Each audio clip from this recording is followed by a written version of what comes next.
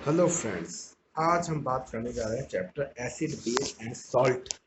Class 10th के chapter की बात करने जा रहे हैं। तो एसिड बेस एंड सॉल्ट को हम ये समझेंगे पहले। एसिड क्या है, बेस क्या है और सॉल्ट क्या है। तो you have learned in the previous classes, आप प्रीवियस क्लासेस तक पढ़ते आ रहे हैं कि जो एसिड होते हैं वो खट्टे होते हैं, सॉर होता है नेचर के अंदर। सॉर मतलब खट्टा, बीटर मतलब होता है कड़वा। तो कड़वे कौन होते हैं? बेसिस कड़वे होते हैं नेचर के अंदर। तो ये सब आप फैमिली के अंदर जब कोई बैठते हो, मतलब घर के अंदर भी आप यूजेस करते हो, एसिड का भी यूज़ करते हो, बेस का भी यूज़ करते हो। तो एसिड और बेस का आप यूज़ करते हो जब आप घर में भी रहते हो, जैसे लेमन जूस, विनेगर। तो ऐसी चीज़ें जो होती है वो खट्टी होती है। आपने लेमन जूस देखा होगा खट्टा होता हुआ, तो वो एसिड है। Which is property did you think of वाहिल choosing the remedy. जब आपको कभी दिक्कत होती है तो आपकी नॉलेज काम में आती है। अगर आपके पेट में दर्द हो रहा है या कुछ भी ऐसा अफेक्ट आ रहा है जैसे एसिड और बेस से, तो न्यूली नलीफाई होने के लिए हमको एसिड और बेस की नॉलेज होनी चाहिए। ऐसे रिकॉल हमने पुरानी चीज़ों में, पुरानी चीज़ को रिकॉल करते हैं हम कि जो एसिड होते हैं वो सौर होते हैं और जो बेस होते हैं वो बिटर होते हैं, यानी कड़वे होते हैं। ठीक है। तो आप उसके अंदर जानते हो कि हाँ, ये एसिड और बेस का बता चुका हूँ मैं। एसिड सौर होते हैं नेचर के अंदर, और क्या होते हैं वो ब्लू लिटमस से रेड लिटमस में चेंज हो जाते हैं, ब्लू लिटमस से रेड में चेंज जाता है। अगर ब्लू लिटमस पेपर लोगे आप, उसके ऊपर अगर आप एसिड डालोगे तो लाल कलर में चेंज हो जाएगा। और बेस के अंदर अगर आप रेड लिटमस लेके उसके अंदर ब्लू कलर डालोगे तो वो क्या हो जाएगा, वो जैसे आप उसके अंदर बेस डालोगे, रेड कलर का लिटमस पेपर लेके जैसे आप बेस डालोगे वो ब्लू कलर में हो जाएगा। अगर मान लो आप ब्लू कलर का लिटमस पेपर लेते हैं और उसके ऊपर आप डाल देते हैं बेस, तो क्या उसका कलर चेंज होगा? उसका कलर नहीं चेंज होगा, वो ब्लू का ब्लू ही रहेगा। मतलब रेड लिटमस के ऊपर अगर आप डालेंगे बेस तो ब्लू कलर होगा। अगर आप रेड लिटमस के ऊपर बेस डालेंगे तो ब्लू कलर में वो चेंज हो जाएगा। अगर ब्लू लिटमस पेपर ही लोगे उसके ऊपर हम बेस डालेंगे तो उसका कलर चेंज नहीं होगा। लिटमस एक नेचुरल इंडिकेटर है। अब इंडिकेटर क्या होता है? Natural indicator. नेचुरल इंडिकेटर क्या चीज़ होती है? इंडिकेटर वो चीज़ होती है जो हमें इंडिकेट करते हैं। जैसे हम गाड़ी में भी अगर हम इंडिकेटर दबाते हैं तो हम मुड़ रहे हैं इस तरफ, यानी इंडिकेट कर रहे हैं हम इस तरफ मुड़ रहे हैं। तो इंडिकेटर क्या करता है? इंडिकेट करता है कि ये एसिड है या बेस है। तो वो इंडिकेट करता है ये एसिड है, एसिड की तरफ इंडिकेट करता है, बेस की तरफ इंडिकेट करता है। तो लिटमस पेपर एक नेचुरल इंडिकेटर है। इसलिए नेचुरल इंडिकेटर है क्योंकि वो नेचर से बनता है। तो नेचर के अंदर एक पत्ती आती है, उससे वो बनता है वो फूल। हम आगे पढ़ेंगे क्या चीज़ है। तो ये क्या है? लिटमस। तो लिटमस पेपर एक नेचुरल है। टर्मरिक। टर्मरिक क्या होता है? हल्दी। हल्दी को कहते हैं हम टर्मरिक। आपने देखी होगा, अपन खाने में यूज करते हैं हल्दी। तो हल्दी क्या है? टर्मरिक क्या है? तो टर्मरिक एक आल्सो इंडिकेटर है, वो भी एक इंडिकेटर है। आपने कभी नोटिस किया होगा कि आपके सफेद कपड़ों पे, सफेद कपड़ों पे कभी कड़ी गिर गई हो। तो अगर कड़ी गिर जाती है और आप उसको साबुन से रगड़ते हैं तो वो कैसे कलर का हो जाता है? रेडिश ब्राउन कलर का हो जाता है। जब आप उसे वापस से धोते हैं अच्छे पानी से, ठीक है, अच्छे पानी से धोते हैं तो उसका कलर कैसा हो जाता है? क्योंकि पहले रेडिश ब्राउन जाता है, जब आप सोप लगाते हैं उसका कड़ी गिर गई, आपने सोप लगाया और वो रेडिश ब्राउन कलर का हो गया। Which is basic in nature, इसलिए वो बेसिक बेसिक था नेचर के ना, इस वजह से वो इस कलर का हो गया। इस स्क्रबिंग ऑन इट, और स्क्रबिंग कर दिया on it. If turns yellow again when cloth is wash, तो इट टर्न्स येलो। कैसा हो जाएगा? येलो हो जाएगा।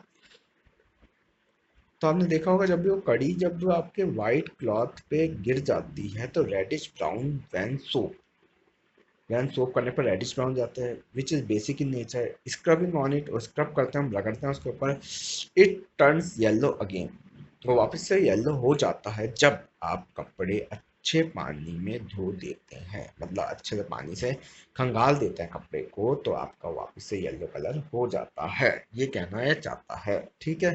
तो कुछ सिंथेटिक इंडिकेटर होता है। सिंथेटिक इंडिकेटर मतलब मैन मेड इंडिकेटर जो हमने बनाए हैं अपने केमिकल से, उसको हम सिंथेटिक इंडिकेटर के नाम से जानते हैं, जैसे मिथाइल ऑरेंज और फिनोप्थिलीन। मिथाइल ऑरेंज और फिनोप्थिलीन। टू टेस्ट एसिड और बेस। एसिड और बेस को टेस्ट, हम इंडिकेटर हैं, ये भी इंडिकेटर है, ये भी इंडिकेट ही करते हैं कि एसिड कौन है बेस कौन है। तो मिथाइल ऑरेंज और फिनोप्थिलीन हो गए। तो इस चैप्टर के अंदर हम एसिड और बेस के बारे में और भी पढ़ेंगे। एसिड को कैसे रिएक्ट करा, एसिड बेस रिएक्ट कर जाए तो क्या होता है। Litmus solution is purple dye. ये डाई क्या होता है? डाई अपने पास होता है कलर। कलर को कहते हैं डाई। जैसे आपके कपड़ों पे जो कलर लगता है, कपड़े पे जो कलर किया जाता है, मतलब आपके ब्लैक कलर के कपड़े, रेड कलर के कपड़े, तो ये कपड़े क्या हैं? ये डाई लगी होती है इसके ऊपर, मतलब ये कलर्ड होते हैं, इस तरह से कलर्ड होता है कि इनको आप धोते हो तो इसका कलर नहीं उतरता। तो ये सब क्या होता है, डाई। तो डाई क्या होता है, कलर को कहते हैं हम डाई, ठीक है, जो ना उतरने वाला परमानेंट कलर होता है उसे सिंपल सी फॉर्म में कहते हैं डाई, ठीक है। तो उसको कहते हैं हम dye, which is exact extracted from lichen. किससे निकलता है ये लिटमस जो सॉल्यूशन होता है, पर्पल डाई सॉल्यूशन से, पर्पल डाई मतलब पर्पल कलर का होता है, वो लिचन से निकलता है। Plant belongs to a division of the Thallophyta, मतलब थाइलोफाइटा की कैटेगरी में एक प्लांट आता है। प्लांट की कैटेगरीज होती है कुछ, उन कैटेगरीज के अंदर एक के अंदर आता है थाइलोफाइटा। तो थाइलोफाइटा की कैटेगरी में वो आता है। वो कॉमनली एक इंडिकेटर है जो लिटमस सॉल्यूशन जो आता है उसको एसिडिक और वो एसिडिक भी नहीं होता और बेसिक भी नहीं होता, वो एसिड और बेसिक को बताता है कि एसिड है या बेस है। बाकी वो खुद जो है वो इंडिकेटर वो एसिडिक भी नहीं होता, बेसिक भी नहीं होता, वो कलर उसका पर्पल होता है। There are many other natural materials, बहुत से नेचुरल मटेरियल्स हैं जो मतलब इंडिकेट करते हैं एसिड और बेसिस को, जैसे रेड केबेज लीव्स, टर्मरिक यानी हल्दी, उसके बाद coloured petals of the some flowers, कुछ फूलों के कलर्ड पीटल्स होते हैं जो अंदर की तरफ होता है, छोटे छोटे दाने होते हैं, पीटल्स छोटे छोटे दाने होते हैं, उसको कहते हैं पीटल्स, ठीक है। हमने 7th क्लास में पढ़ा था ये वर्ड पीटल। पीटल क्या होता है, फूल के अंदर बिल्कुल छोटे छोटे जो फूल बिल्कुल सेंटर के अंदर एक मोटा सा होता है, उसको फाड़ते हैं तो छोटे छोटे दाने निकलते हैं, उन्हें पीटल्स कहते हैं हम। Such as the hydrangea, petunia, germanium, which geranium, ये geranium है, geranium which indicate the presence of acid or base in solution।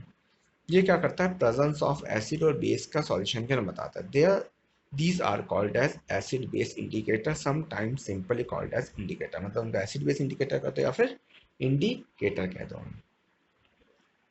तो understanding of chemical properties of acid and bases की केमिकल प्रॉपर्टीज को understand करना है, मतलब जानना है हमको एसिड और बेस की प्रॉपर्टीज को। तो एसिड की प्रॉपर्टी हम पहले पढ़ेंगे, फिर हम किसकी पढ़ेंगे, बेस की प्रॉपर्टी पढ़ेंगे। बेस एंड सॉल्ट की हम बात करने जा रहे हैं। तो एसिड बेस के अंदर हम लेबोरेटरी के अंदर चलते हैं। अब एसिड बेस का हम पता लगाते हैं इसके अंदर एसिड कौन सा है, बेस कौन सा है। तो इसकी एक्टिविटी 2.1 ये हमसे कहती है कि है ना, सॉल्यूशन जो है हमारे पास लेबोरेटरी के अंदर, जैसे हमने HCl ले लिया लेबोरेटरी के अंदर, सल्फ्यूरिक एसिड ले लिया, नाइट्रिक एसिड ले लिया, एसिटिक एसिड ले लिया, सोडियम हाइड्रोक्साइड ले लिया, कैल्शियम हाइड्रोक्साइड ले लिया, पोटेशियम हाइड्रोक्साइड ले लिया, मैग्नीशियम हाइड्रोक्साइड, अमोनियम हाइड्रोक्साइड, ये सारे केमिकल्स हमने ले लिए। पुट एक ड्रॉप मतलब लेबोरेटरी के अंदर है ये घर पे आप एक्सपेरिमेंट ऐसे नहीं कर सकते, ये लेबोरेटरी के अंदर हम चलते हैं, लेबोरेटरी के हिसाब से हम आपको बताते हैं कि इसके अंदर बेस कौन है और एसिड कौन है। तो कुछ drop about the solution of the which glass 1 test tube, मतलब टेस्ट ट्यूब जो है एक टेस्ट ट्यूब के अंदर कुछ ड्रॉप्स डालो आप सॉल्यूशन की, टेस्ट और with a drop of indicator, और इंडिकेटर के ड्रॉप से हम टेस्ट करेंगे उसके अंदर व्हाट इन द कलर, क्या चेंज आया कलर के अंदर, रेड लिटमस से ब्लू लिटमस से, मतलब मिथाइल ऑरेंज और फिनोप्थलीन। तो इन सब से हमें ये पता लगाना है कौन से एसिड हैं कौन से हमारे बेस हैं, ठीक है। तो एसिड और बेस का पता लगाना है इसके अंदर। इसके अलावा हमारे पास इंडिकेटर एसिड और बेस का पता लगाना है, तो इसके बारे में हम आगे बात करेंगे आपसे, एसिड और बेस के बारे में, एसिड कैसे पहचानेंगे, बेस कैसे पहचानेंगे। तो these indicators us whether the substance acidic और basic can change in colour. तो कलर चेंज करने से हमें पता चल जाएगा कि एसिड है या बेस है, क्योंकि हमने पहले पढ़ा था लिटमस पेपर के अंदर, लिटमस अगर रेड टू ब्लू हो जाता है तो वो बेस है, और ब्लू टू रेड हो जाता है तो वो क्या है, एसिड है। तो इस वजह से चेंज इन कलर का हमें पता चल जाता है, कलर चेंज होने से पता चल जाता है ये एसिड है कि बेस है। उसी तरह से कुछ ओडर चेंजेस होते हैं, ओडर मतलब होता है हमारी खुशबू, मतलब हमें स्मेल से पता लग जाता है कि भाई क्या चीज़ है ये, मतलब एसिड है या बेसिक है मीडिया के अंदर। तो उन्हें ऑल फैक्टर इंडिकेटर्स कहते हैं, ऑल फैक्टर इंडिकेटर्स उन्हें कहते हैं जो इंडिकेट करते हैं दूर से कि ये एसिड है, ये बेस है, या फिर ये कौन सी चीज़ है, मतलब दूर से उनकी खुशबू आ जाती है, उसे हम ऑल फैक्टर इंडिकेटर्स कहते हैं। Let us start out some of these indicators, कुछ इंडिकेटर्स के बारे में बता रहा है आपसे। जैसे आपने ओनियन काटे प्लास्टिक बैग के अंदर, ये एक्टिविटी है, एक्टिविटी 2.2। एक्टिविटी के अंदर अपन ये देख रहे हैं कि ऑनियन हमने काटे, प्याज काटे हमने, प्याज बहुत सारे काट लिए हमने, बैग के अंदर पॉलिथीन बैग के अंदर रख दिए, कुछ क्लॉथ की स्ट्रिप काटी और साफ करके उसके अंदर रख दी, उसको टाई अप करके फ्रीज के अंदर रख दिया हमने। फ्रीज के अंदर रखने के बाद क्लॉथ हमने निकाला अगले दिन, नेक्स्ट डे ओवरनाइट कोई रात भर रख दिया, फिर हमने निकाला उसको। निकाला हमने, सुबह देखा उस स्ट्रिप्स को बाहर निकाला तो उसके अंदर प्याज की खुशबू आ रही थी, मतलब उनके ऑर्डर जो था वो प्याज जैसा खुशबू आ रहा था, ठीक है। कीप दैम क्लीन सरफेस, उसको साफ सरफेस पे रखा, कुछ डाइल्यूट HCl डाला उसके अंदर एक स्ट्रिप के अंदर, दूसरी स्ट्रिप के अंदर कुछ डाइल्यूट NaOH सॉल्यूशन डाला, ठीक है।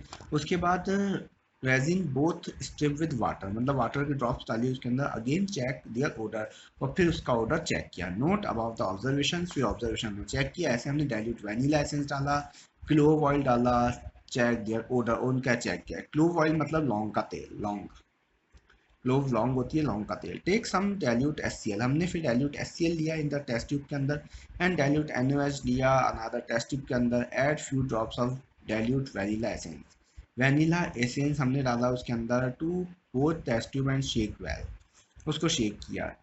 तो कुछ टेस्ट ट्यूब ली जिसमें HCl डाला हमने वन टेस्ट ट्यूब के अंदर, एंड डाइल्यूट NaOH डाला अनदर के अंदर, मतलब दो टेस्ट ट्यूब लिए हमने, एक में HCl इसमें NaOH डाला हमने, और few drops of vanilla essence के हमने ऐड कर दी, उन दोनों में शेक कर दिया।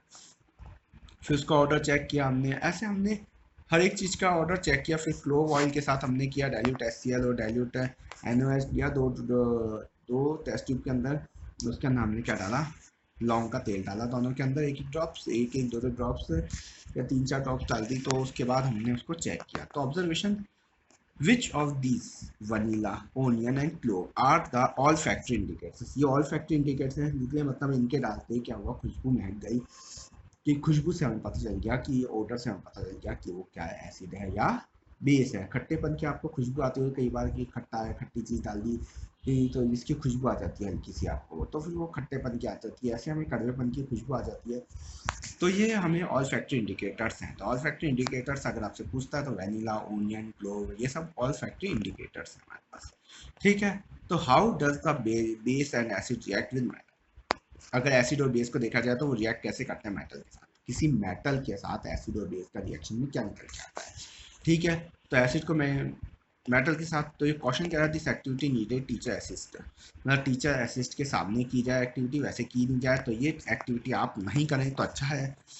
Set the apparatus of the 2.1 figure takes about 5 ml of dilute sulfuric acid, dilute sulfuric acid के अंदर ऐड किए कुछ जिंक ग्रैन्यूल्स। जिंक ग्रैन्यूल्स क्या, एक मेटल है हमारे पास, जिंक ग्रैन्यूल्स क्या है हमारे पास, मेटल है।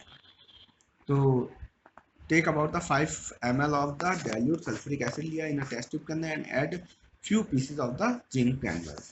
तो जिंक हमारे पास क्या है, मेटल है, हमने उसके अंदर डाल दिया और डाइल्यूट सल्फ्यूरिक एसिड डाल दिया।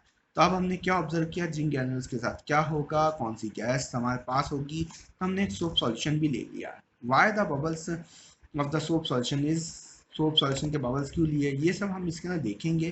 तो ये डायग्राम है हमारे पास जो इसके अंदर बताया गया है डायग्राम। ये डायग्राम हमें क्या कहता है, हमारे पास स्टैंड है, ये डाइल्यूट सल्फ्यूरिक एसिड डाला इसने, ये जिंक डाल दिया, हाइड्रोजन गैस बबल्स निकले, हाइड्रोजन गैस के बबल्स निकले, हाइड्रोजन गैस के बबल डिलीवर करने के लिए कॉर्क लगा रखे जिससे बाहर पास से बाहर नहीं निकले। फिर इधर से ये गैस निकली, हाइड्रोजन हाइड्रोजन हाइड्रोजन, ये सोप सॉल्यूशन हमने लगा रखा, सोप सॉल्यूशन से बबल निकले, बबल के आगे हमने माचिस का ये कैंडल लगा दी, कैंडल लगाने से क्या हुआ, बबल पट पट पट पट बोले, पट पट पॉप साउंड आया। पॉप साउंड मतलब कि आपके पास हाइड्रोजन है। जब भी आप हाइड्रोजन के आगे कोई माचिस जलाते हो या फिर आप मोमबत्ती लगा देते हो तो पट पट पट पट पे पॉप साउंड आती है। तो पॉप साउंड उसके अंदर जनरेट होती है हाइड्रोजन के अंदर, इसलिए हमने सोप सॉल्यूशन लिया जिससे हमें बबल्स दिख जाए, हाइड्रोजन रिलीज होगी तो बबल्स की वजह से वो बबल्स आ जाएंगे हमारे पास। ये बबल्स जनरेट करेंगे क्योंकि सोप सॉल्यूशन बबल्स जनरेट करता है, और बबल्स के आगे हमने अगर ये लगा दी तो क्या होगा, पॉट पॉट बोलना चालू कर देगा वो, ठीक है। ऐसे हमने HCl, HNO3, CS3COOH के साथ किया। ये सब एसिड्स हैं, इनके नाम हाइड्रोक्लोरिक एसिड है। तो ये सब एसिड्स हमने क्या किया, एक्सपेरिमेंट कर सकते हैं, ठीक है। उसके अलावा कैंडल जला के पॉप साउंड आ गई, ठीक है। तो क्या हुआ हमारे पास, हमने एसिड को रिएक्ट कराया मेटल के साथ, तो हमारे पास सॉल्ट प्लस क्या निकलेगा, हमारे पास हाइड्रोजन, सॉल्ट प्लस हाइड्रोजन निकलेगा। तो note that the metal in the about reaction displace hydrogen atoms from acid hydrogen gas forms compound called as salt. क्या बना है, सॉल्ट। एसिड को मेटल के साथ रिएक्ट कराया तो सॉल्ट प्लस हाइड्रोजन गैस बनी। तो एसिड HCl ले लिया, Zn ले लिया हमने, तो इससे क्या बनेगा, ZnCl और हाइड्रोजन तुम्हारे क्या होगी, रिलीज हो जाएगी। ठीक है, तो अगर एसिड को मेटल के साथ रिएक्ट कराया तो सॉल्ट और हाइड्रोजन गैस बनती है।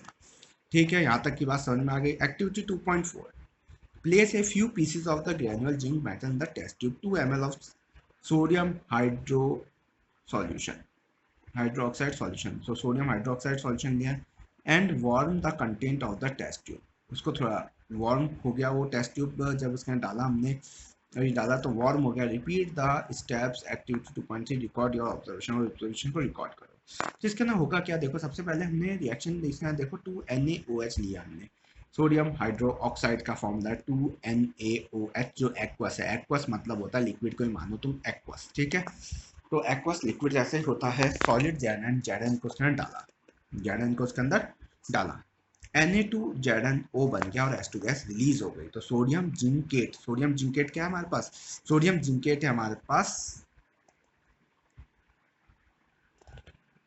सॉल्ट, क्या बना ये, सॉल्ट बना है। तो सॉल्ट और हाइड्रोजन गैस रिलीज हो गई। You find again hydrogen is formed in the reaction, however such reaction not possible with all metals। तो रिएक्शंस जो होती है वो सारी हर एक मेटल के साथ नहीं होती है, मतलब कुछ मेटल्स अभी भी रह जाते हैं। Such reactions not possible in letter, क्योंकि you can find that again hydrogen is formed in the reaction के अंदर वापस से हाइड्रोजन रिलीज हो गई है। तो ये मतलब सभी मेटल्स के साथ नहीं होता कि बार बार हाइड्रोजन रिलीज हो। ठीक है, तो हाइड्रोजन रिलीज होती है लेकिन मेटल्स के साथ मेटल्स के साथ ही हाइड्रोजन रिलीज होती है, लेकिन however it is not metals के साथ तो पॉसिबल नहीं है। How do the metal carbonate and metal hydrocarbonate react with acids. Metal carbonate, एक तो अपना मेटल कार्बोनेट और मेटल हाइड्रोकार्बोनेट, तो मेटल कार्बोनेट और मेटल हाइड्रोकार्बोनेट, ठीक है, मेटल कार्बोनेट और मेटल हाइड्रोकार्बोनेट ये दोनों रिएक्ट कर रहे हैं हमारे एसिड के साथ। ठीक है, तो एसिड के साथ हमारे मेटल कार्बोनेट जब रिएक्ट करते हैं तो क्या कंडीशन होती है, एक तो मेटल कार्बोनेट और मेटल हाइड्रोकार्बोनेट। तो मेटल कार्बोनेट होता क्या है, मेटल को कार्बन के साथ रिएक्ट कराना, मेटल कार्बोनेट बनाना। मेटल हाइड्रोकार्बोनेट, मेटल को हाइड्रोजन प्लस कार्बन के साथ रिएक्ट कराना, मेटल हाइड्रोकार्बोनेट होता है। ठीक है, उसके बाद हम देखते हैं क्या इन्होंने एक एक्सपेरिमेंट किया है जिसका टेस्ट ट्यूब लिया ए एंड बी। एक टेस्ट ट्यूब के अंदर 0.5 ग्राम का सोडियम कार्बोनेट Na2CO3 डाल दिया है टेस्ट ट्यूब ए के अंदर, बी के अंदर NaHCO3 डाला है। तो N2CO3 तो हमारे पास कार्बोनेट हो गया, सोडियम कार्बोनेट है ये, और सोडियम हाइड्रोकार्बोनेट है बी के अंदर डाला है। ठीक है, तो ए का इन्होंने दे रखा है, बी का इन्होंने दिखा नहीं रखा है। Calcium hydro oxide solution, add about the 2 ml of the dilute HCl on both the test tube, both the test tube के अंदर क्या डाल दिया, dilute HCl डाल दिया है, dilute HCl एसिड डाल दिया। कार्बन डाइऑक्साइड अब रिलीज होगी क्योंकि सोडियम कार्बोनेट डाला है। तो अब देखेंगे हम ऑब्जर्वेशन इसकी क्या होगा, pass the gas produce in the each case के अंदर लाइम वाटर, हर एक केस के अंदर लाइम वाटर के अंदर, मतलब इसके अंदर जो हर एक केस के अंदर lime water calcium hydrocarbonate solution. Record your observation, तो पासिस द गैसेस, कौन कौन सी पास हो रही है इससे, देखो पास तो हो रही है गैसेस हमारे पास कार्बन डाइऑक्साइड। तो देखो Na2CO3 डाला इन्होंने, HCl डाला इन्होंने। अब HCl जब डालेंगे तो NaCl बनेगा, एक तो 2NaCl बन गया हमारे पास, क्योंकि ये सारी इक्वेशन बैलेंस है। बैलेंस इक्वेशन फर्स्ट चैप्टर आप मेरे जाके देखिए, उसके अंदर बैलेंस आपको इक्वेशन मिलेगी।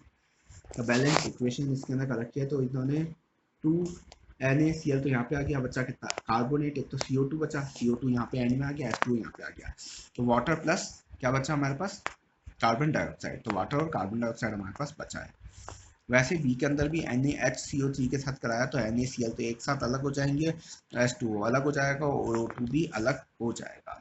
तो वो तो गैस बन गया था कार्बन डाइऑक्साइड, तो दोनों में सेम चीज निकलेगी, salt plus water plus carbon dioxide. ठीक है, उसके बाद on passing the carbon dioxide gas evolve through the lime water. अगर लाइम वाटर के अंदर हमने एक बार कार्बन डाइऑक्साइड को पास कराया है, लाइम वाटर के अंदर किसको पास करा दिया हमने, कार्बन डाइऑक्साइड को पास करा दिया लाइम वाटर के अंदर। लाइम वाटर के अंदर जब हमने कार्बन डाइऑक्साइड का पास कराया, लाइम वाटर हमने फर्स्ट चैप्टर में पढ़ा CaOH2 एक्वस, यानी थोड़ा लिक्विड टाइप है ये। एक्वस वैसे लिक्विड्स होते हैं जो थोड़े गाढ़े होते हैं। ठीक है, CO2 हमारे पास कार्बन डाइऑक्साइड है, कार्बन डाइऑक्साइड को जैसे उन्होंने पास कराया वैसे क्या हुआ, CaCO3, मतलब Ca पॉजिटिव है, CO3 हमारे पास CO2 नेगेटिव है, तो ये दोनों क्या होंगे, एक साथ से ज्वाइंट हो जाएंगे, CO3 बना लेंगे, इधर हमारे पास H2O उधर आ जाएगा, H2O क्या हो जाएगा, अलग हो जाएगा। इसके अंदर कितने O थे, 2 O थे, एक O यहाँ पे चला गया, H2 एक था, H2 यहाँ पे चला गया, Ca कितना है, Ca एक ही, यहाँ पे Ca आ गया, CO3 O एक, जो दो O यहाँ पे, तो उसमें से एक O यहाँ पे चला गया हमारे पास, इसके पास आ गया एक O, किसके पास आ गया, इसके पास आ गया एक O, ठीक है। एक O हमारे पास किसके पास आ गया, इसके पास आ गया एक O, ठीक है। ए उसके पास आ गया, एक उसके पास हो गया, दो हो गया, इधर आ गया दो, CO2 था तो CO2 पूरा इधर चला गया, उसका Ca आ गया, ठीक है। लास्ट प्रेसिपिट है। ऐसे हम एक और बार इसके पास पास कराएंगे, मतलब इसको पासिंग कराएंगे वापस इससे कार्बन डाइऑक्साइड के, तो वापस से ये CaHCO3 आ जाएगा, मतलब कैल्शियम हाइड्रोकार्बोनेट बन गया। ये हमारे पास कैल्शियम हाइड्रोकार्बोनेट बन गया, जो सॉल्यूबल है इन वाटर के अंदर, जो पानी के अंदर इजीली सॉल्यूबल है, मतलब इजीली सॉल्यूट हो सकता है, सॉल्व हो सकता है, मतलब डिजॉल्व हो सकता है इजीली, सॉल्यूबल दिख रहा है ये अपन को, ठीक है। तो lime stone, chalk powder and marble are different forms of calcium carbonate के डिफरेंट फॉर्म्स हैं। All metal carbonate and hydrocarbonate react with acid to give the corresponding salt, carbon dioxide and water. मतलब जितने भी metal के साथ carbonate और hydrocarbonate मिलते हैं वो एसिड के साथ रिएक्ट करते हैं, तो वो सॉल्ट, कार्बन डाइऑक्साइड और वाटर देते हैं। कुछ डिफरेंट हैं इसके अंदर, जो है हमारे पास लाइमस्टोन, चौक और marble are different calcium carbonate, ये सारे डिफरेंट कैल्शियम कार्बोनेट है। जनरल इक्वेशन देखें तो मेटल कार्बोनेट और मेटल हाइड्रोकार्बोनेट, अगर मेटल कार्बोनेट से आपने एसिड को रिएक्ट कराया, मेटल हाइड्रोकार्बोनेट को भूल जाए तो मिलकर मेटल कार्बोनेट को आपने एसिड के साथ रिएक्ट कराया तो सॉल्ट, कार्बन डाइऑक्साइड और वाटर निकल के आया। वैसे ही मेटल हाइड्रोकार्बोनेट, अब इसको भूल जाए आप, मेटल हाइड्रोकार्बोनेट, इसका मेटल हाइड्रोकार्बोनेट को आपने एसिड के साथ रिएक्ट कराया ओनली, तो आपका सॉल्ट, कार्बन डाइऑक्साइड, वाटर, मतलब दोनों में सेम चीज ही आती है। तब हम पढ़ेंगे how do the acids and bases react with each other. अगर एसिड और बेस को रिएक्ट कराया जाए एक दूसरे से तो क्या फर्क पड़ेगा। जब एसिड बेस के साथ रिएक्ट करता है तो हमारे पास क्या होता है, न्यूट्रल हो जाता है। जब एसिड बेस के साथ या बेस एसिड के साथ रिएक्ट करता है, जैसे इस एक्टिविटी 2.6 के अंदर दे रखा है कि 2 ml ऑफ डाइल्यूट NaOH लिया, एक सॉल्यूशन लिया हमने एक टेस्ट ट्यूब के अंदर, 2 ml ऑफ डाइल्यूट NaOH लिया, उसके अंदर कुछ ड्रॉप्स ऑफ फिनोप्थिलीन की किया। फिनोप्थिलीन एक सिंथेटिक इंडिकेटर है, मैंने आपको पहले बताया था, ये एक मैन मेड इंडिकेटर है, मतलब सिंथेटिक इंडिकेटर है, ठीक है। What is the colour of the solution, क्या होगा कलर सॉल्यूशन का। फिर हमने उसके अंदर एक HCl डाला 2-3 ड्रॉप्स का, इसका कलर क्या चेंज होगा उसका।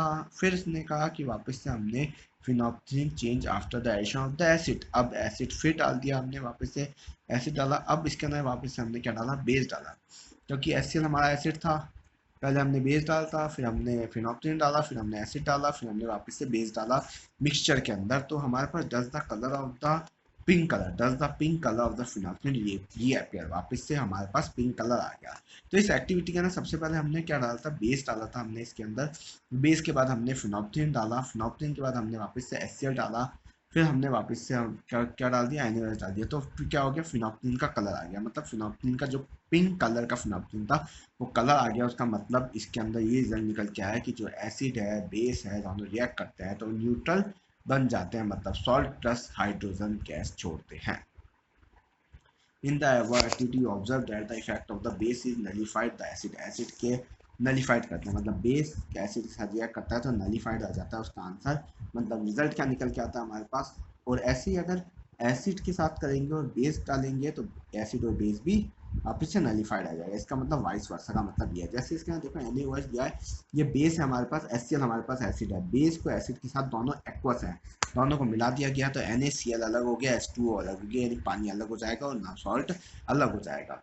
तो इसका हमारे पास बेसिक क्या है, बेस प्लस एसिड बराबर सॉल्ट और वाटर। तो the reaction between the acid और बेस, एसिड और बेस के बीच में होने वाली रिएक्शन को हम कहते हैं, क्या कहते हैं, सॉल्ट। इसके अंदर गिवन जिसके अंदर सॉल्ट निकलता है, एसिड और बेस जब रिएक्ट करता है तो सॉल्ट निकलता है, वाटर निकलता है, इसको हम न्यूट्रलाइजेशन रिएक्शन कहते हैं। क्या कहते हैं, न्यूट्रलाइजेशन रिएक्शन। ये रिएक्शन क्या है, न्यूट्रलाइजेशन रिएक्शन है, तो न्यूट्रलाइजेशन रिएक्शन कहते हैं इसको हम, किसको हम कहते हैं न्यूट्रलाइजेशन रिएक्शन, इसको हम न्यूट्रलाइजेशन रिएक्शन कहते हैं, ठीक है। तो न्यूट्रलाइजेशन रिएक्शन अब भी जब भी एसिड बेस के साथ रिएक्ट करता है तो सॉल्ट वाटर छोड़ता है, इसलिए हम कहते हैं न्यूट्रलाइजेशन रिएक्शन। तो कई बार ऐसे क्वेश्चन भी आ जाते हैं, न्यूट्रलाइजेशन रिएक्शन किसे कहते हैं। तो हमने बेसिक बेस प्लस एसिड बराबर सॉल्ट एंड वाटर। तो इसके अंदर तुमने ये चीज़ देखी, हमारे पास NaOH HCl ये दोनों थे। इसके अंदर NaCl, देखो Na एक साथ चला गया, Cl एक साथ चला गया, H2O, दो H थे, दो H इधर आ गया, 2 इधर आ गया, O इधर आ गया, और ये लिक्विड बन गया। Reaction of metallic oxide with acids, reaction of metallic oxide का एसिड के साथ रिएक्शन कराया हमने।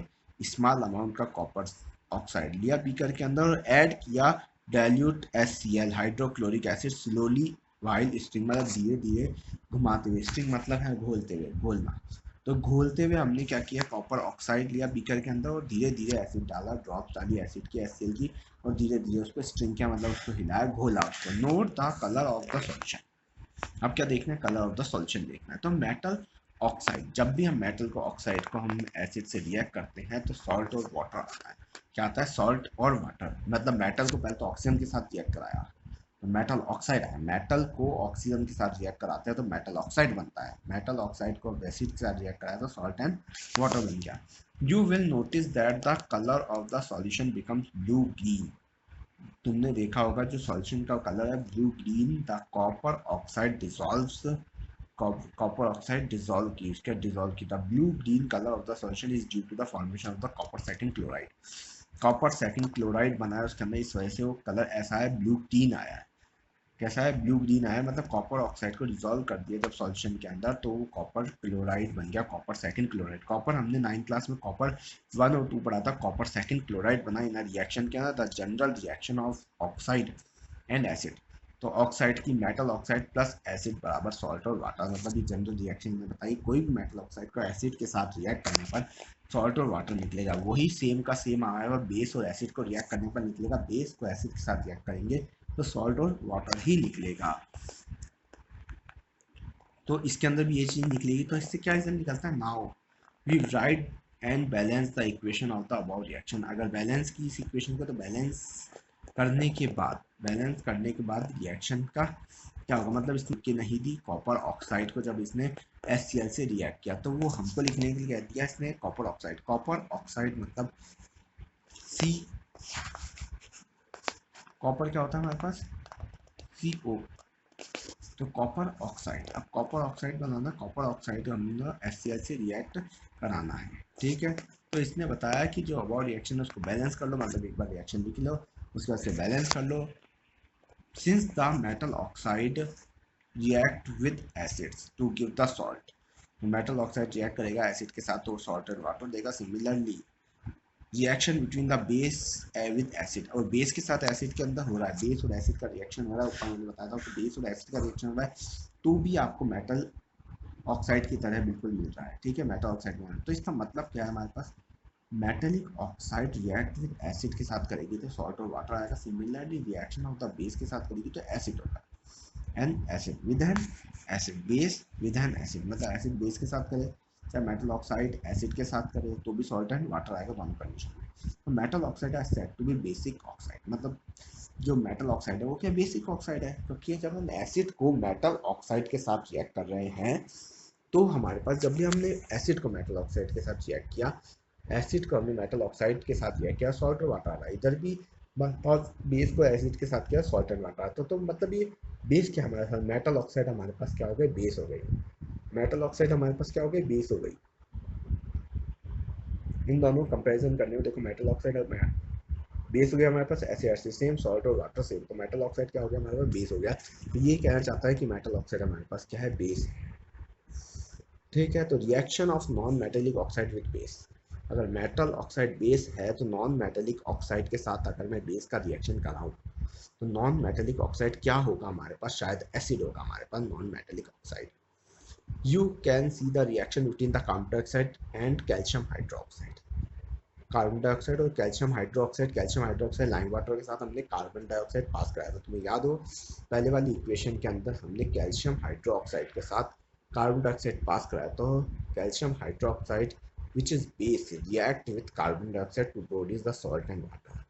वापिस से इसने कैल्शियम हाइड्रोक्साइड के साथ जब बेस था वो उसके साथ रिएक्ट कराया था कार्बन डाइऑक्साइड को, तो सॉल्ट और वाटर निकल के आया था। Similarly the reaction between the base and acid के साथ किया तो सॉल्ट और वाटर आया, उसी के साथ बेस और एसिड के साथ किया तो वाटर आया। तो कंक्लूजन ये निकला, नॉन मेटेलिक ऑक्साइड होती है वो एसिडिक होती है नेचर के अंदर। नॉन मेटेलिक ऑक्साइड, अगर मेटेलिक ऑक्साइड बेस है तो नॉन मेटेलिक ऑक्साइड एसिड ही होगी। मेटेलिक ऑक्साइड अगर बेस है तो नॉन मेटेलिक ऑक्साइड एसिड ही होगी नेचर के अंदर। What do you all acids and all basis have in common. अब एसिड्स और बेस में हमारे पास कॉमन क्या है वो हमें जानना है। तो ये सारी केमिकल रिएक्शन प्रॉपर्टीज हमने ऊपर देखा हमने, जनरेट हाइड्रोजन गैस रिएक्ट, जब हाइड्रोजन गैस रिलीज होती है, जब वो मेटल के साथ रिएक्ट करता है, एसिड बेस में मेटल के साथ रिएक्ट करता है तो भी हमारे पास क्या निकलती है, हाइड्रोजन गैस निकलती है। तो मतलब इसके अंदर हमने देखा कि जो एसिड है उसके साथ जब हाइड्रोजन गैस निकलती है, हमेशा मोस्टली एसिड के साथ ही निकलती है हाइड्रोजन गैस, तो हाइड्रोजन गैस एसिड के साथ निकलती है तो H प्लस आयंस किसके होंगे हमारे पास, एसिड के होंगे। मतलब अगर H आगे किसके पीछे लगा है, जैसे HCl, H आगे लगा है मतलब ये हमारे पास क्या है, एक एसिड है।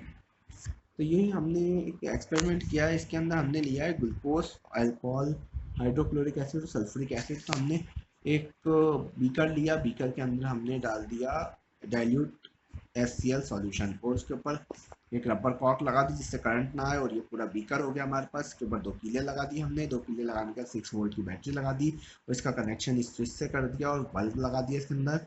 स्विच ऑन करेंगे तो बल्ब ग्लो करेगा कि नहीं करेगा, ठीक है।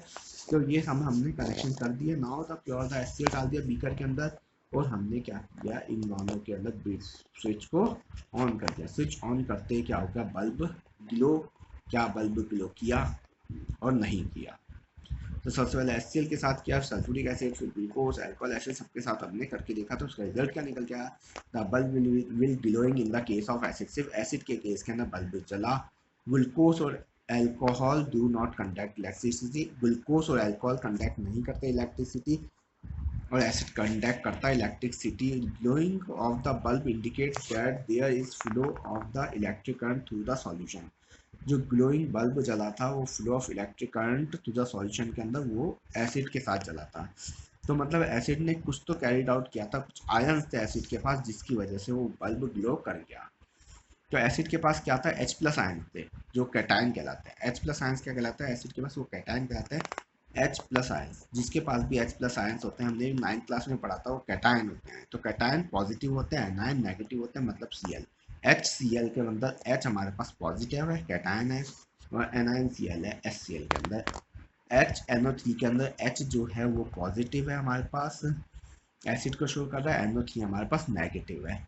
SO4 H2SO4 के अंदर SO4 नेगेटिव है हमारे पास और H हमारे पास प्लस का है हाइड्रोजन। प्लस माइनस ही हमारे पास क्या बना रहे हैं, कंपाउंड बना रहे हैं। तो प्लस और माइनस ही मिलकर हमारे पास क्या बनाता है, कंपाउंड बनाते हैं। तो CHHO इन CH3COH के अंदर H हमारे पास क्या है, इसके अंदर H ज़्यादातर सारे H आगे आते हैं एसिड के अंदर, जो H आगे आते हैं वो सारे एसिड्स होते हैं, लेकिन इसके अंदर CH3CO के अंदर H हमारे पास कहाँ है, पीछा है, फिर भी ये एसिड है, फिर भी ये क्या है, एसिड है। इसके अंदर पीछा है फिर भी ये एसिड है। Since the cation present in the H plus के अंदर कैटायन होता है, मतलब एसिड के अंदर H प्लस आयंस होता है, इसलिए एसिड को पहचाना जाता है हाइड्रोजन आयंस से। H प्लस आयंस होते हैं तो वो क्या होता है, पक्का एसिडिक प्रॉपर्टी का होगा। तो रिपीट की एक्टिविटी यूजिंग द एल्कलाइंस, ये एल्कलाइंस क्या है, एल्कलाइज चीज़ हम बाद में पढ़ेंगे एक बार और। एल्कलाइज क्या है ये alkalis such as sodium hydroxide, calcium hydroxide, मतलब ये सोडियम हाइड्रोक्साइड और ये कैल्शियम हाइड्रोक्साइड क्या है, एल्कलाइज ही हमारे पास। What we conclude from the result activity, अब एक्टिविटी से क्या कंक्लूजन हमारे निकलता है। तो what happens to an acid base in water solution, अगर एसिड को हम वाटर के अंदर मिला देते हैं और बेस को वाटर के अंदर मिला देते हैं तो उनके एक्वस सॉल्यूशन का क्या होता है। मैंने ऐसे ही NaCl लिया, क्लीन टेस्ट ट्यूब ली, add some concentrate sulphuric acid डाला उसके अंदर, 1 ग्राम ऑफ सोडियम NaCl, ये सोडियम क्लोराइड लिया मैंने। फिर मैंने H2SO4 डाल दिया उसके अंदर, कॉन्सेंट्रेटेड H2SO4 डाल दिया इसके अंदर मैंने। इसको मैंने पैक कर दिया, पैक करने के बाद मैंने इसमें से देखा क्या एयर निकलती है। तो मैंने देखा इसके अंदर से जो एयर निकल रही है वो क्या कर रही है, इसको लिटमस पेपर को गीला कर रही है, मॉइस्ट कर रही है, क्या कर रही है, गीला कर रही है। ऐड सम, मैंने NaCl लिया, NaCl कैसे डाला, उसके अंदर सल्फ्यूरिक एसिड डाला। We observe that is the gas coming out of delivery, जो डिलीवरी ट्यूब से गैस आ रही है वो कैसी है, ड्राई है, वेट है। तो ब्लू लिटमस पेपर लगाया मैंने उधर, वो क्या हो गया, गीला हो गया, नहीं हुआ, उसका कलर चेंज हुआ, ड्राई थी गैस या कैसी थी, ये सारे क्वेश्चंस के अंदर है। Suggestion, this experiment suggests that the hydrogen ions HCl are produced in the presence of water।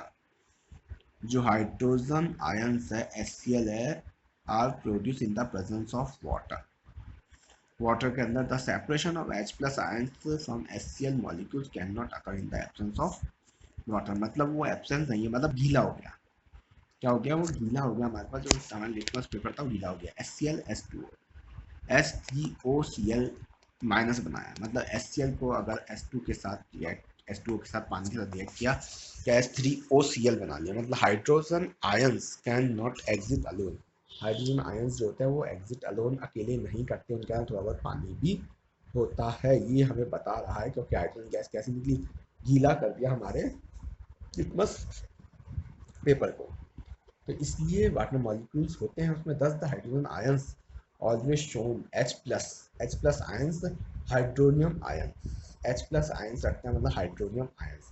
तो H3O को हम बोलते हैं हाइड्रोनियम आयंस। क्या बोलते हैं, हाइड्रोनियम आयंस, क्योंकि वो वाटर को कंटेन करके रखता है, मतलब अकेले नहीं रहता है, वो थोड़ा बहुत पानी भी कंटेन करता है। H प्लस आयंस को जब H2O के साथ मिलाया, पानी के साथ H प्लस आयंस को मिलाया तो H3O आता है, मतलब हाइड्रोनियम आयंस बन जाते हैं।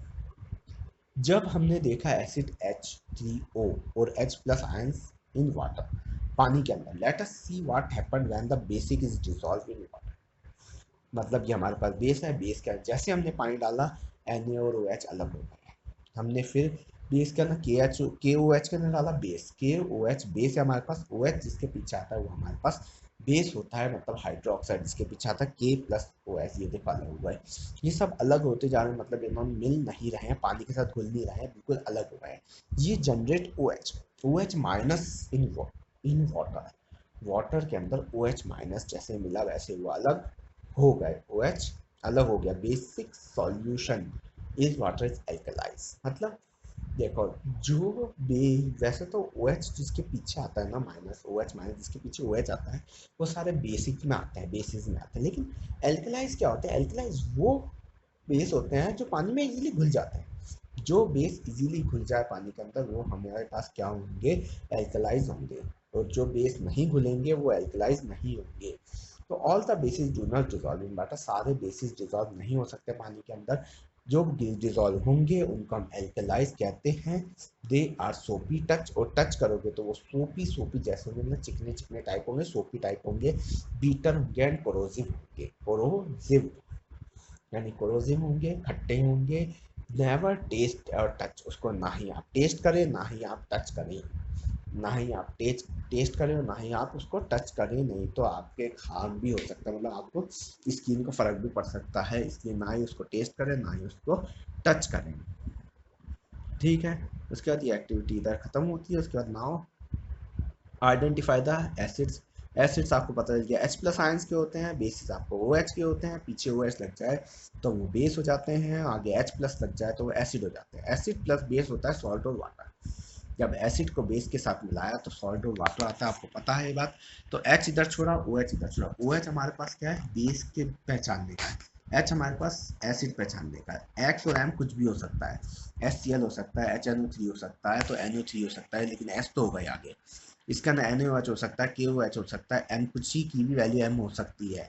तो X और M इसने लेट माने हैं, तो हमेशा क्या होगा, X और M एक साथ मिल जाएंगे, HOH मिल जाएंगे। इस वजह से वो H2O बनाता है, क्योंकि दो H मिल गई है, दो H मिल गया, एसिड के अंदर H और बेस के अंदर H मिल गया, बीच में O मिल गया, तो H2O हो गया और लिक्विड हो गया।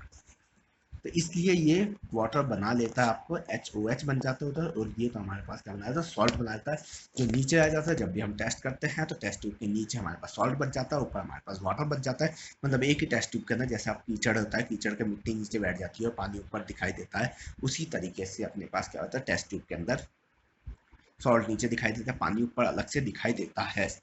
जब हम इस एक्सपेरिमेंट को करते हैं तो let us see when the water is mixed with the acid और बेस के साथ अगर हम मिक्स करते हैं वाटर को तो क्या होगा।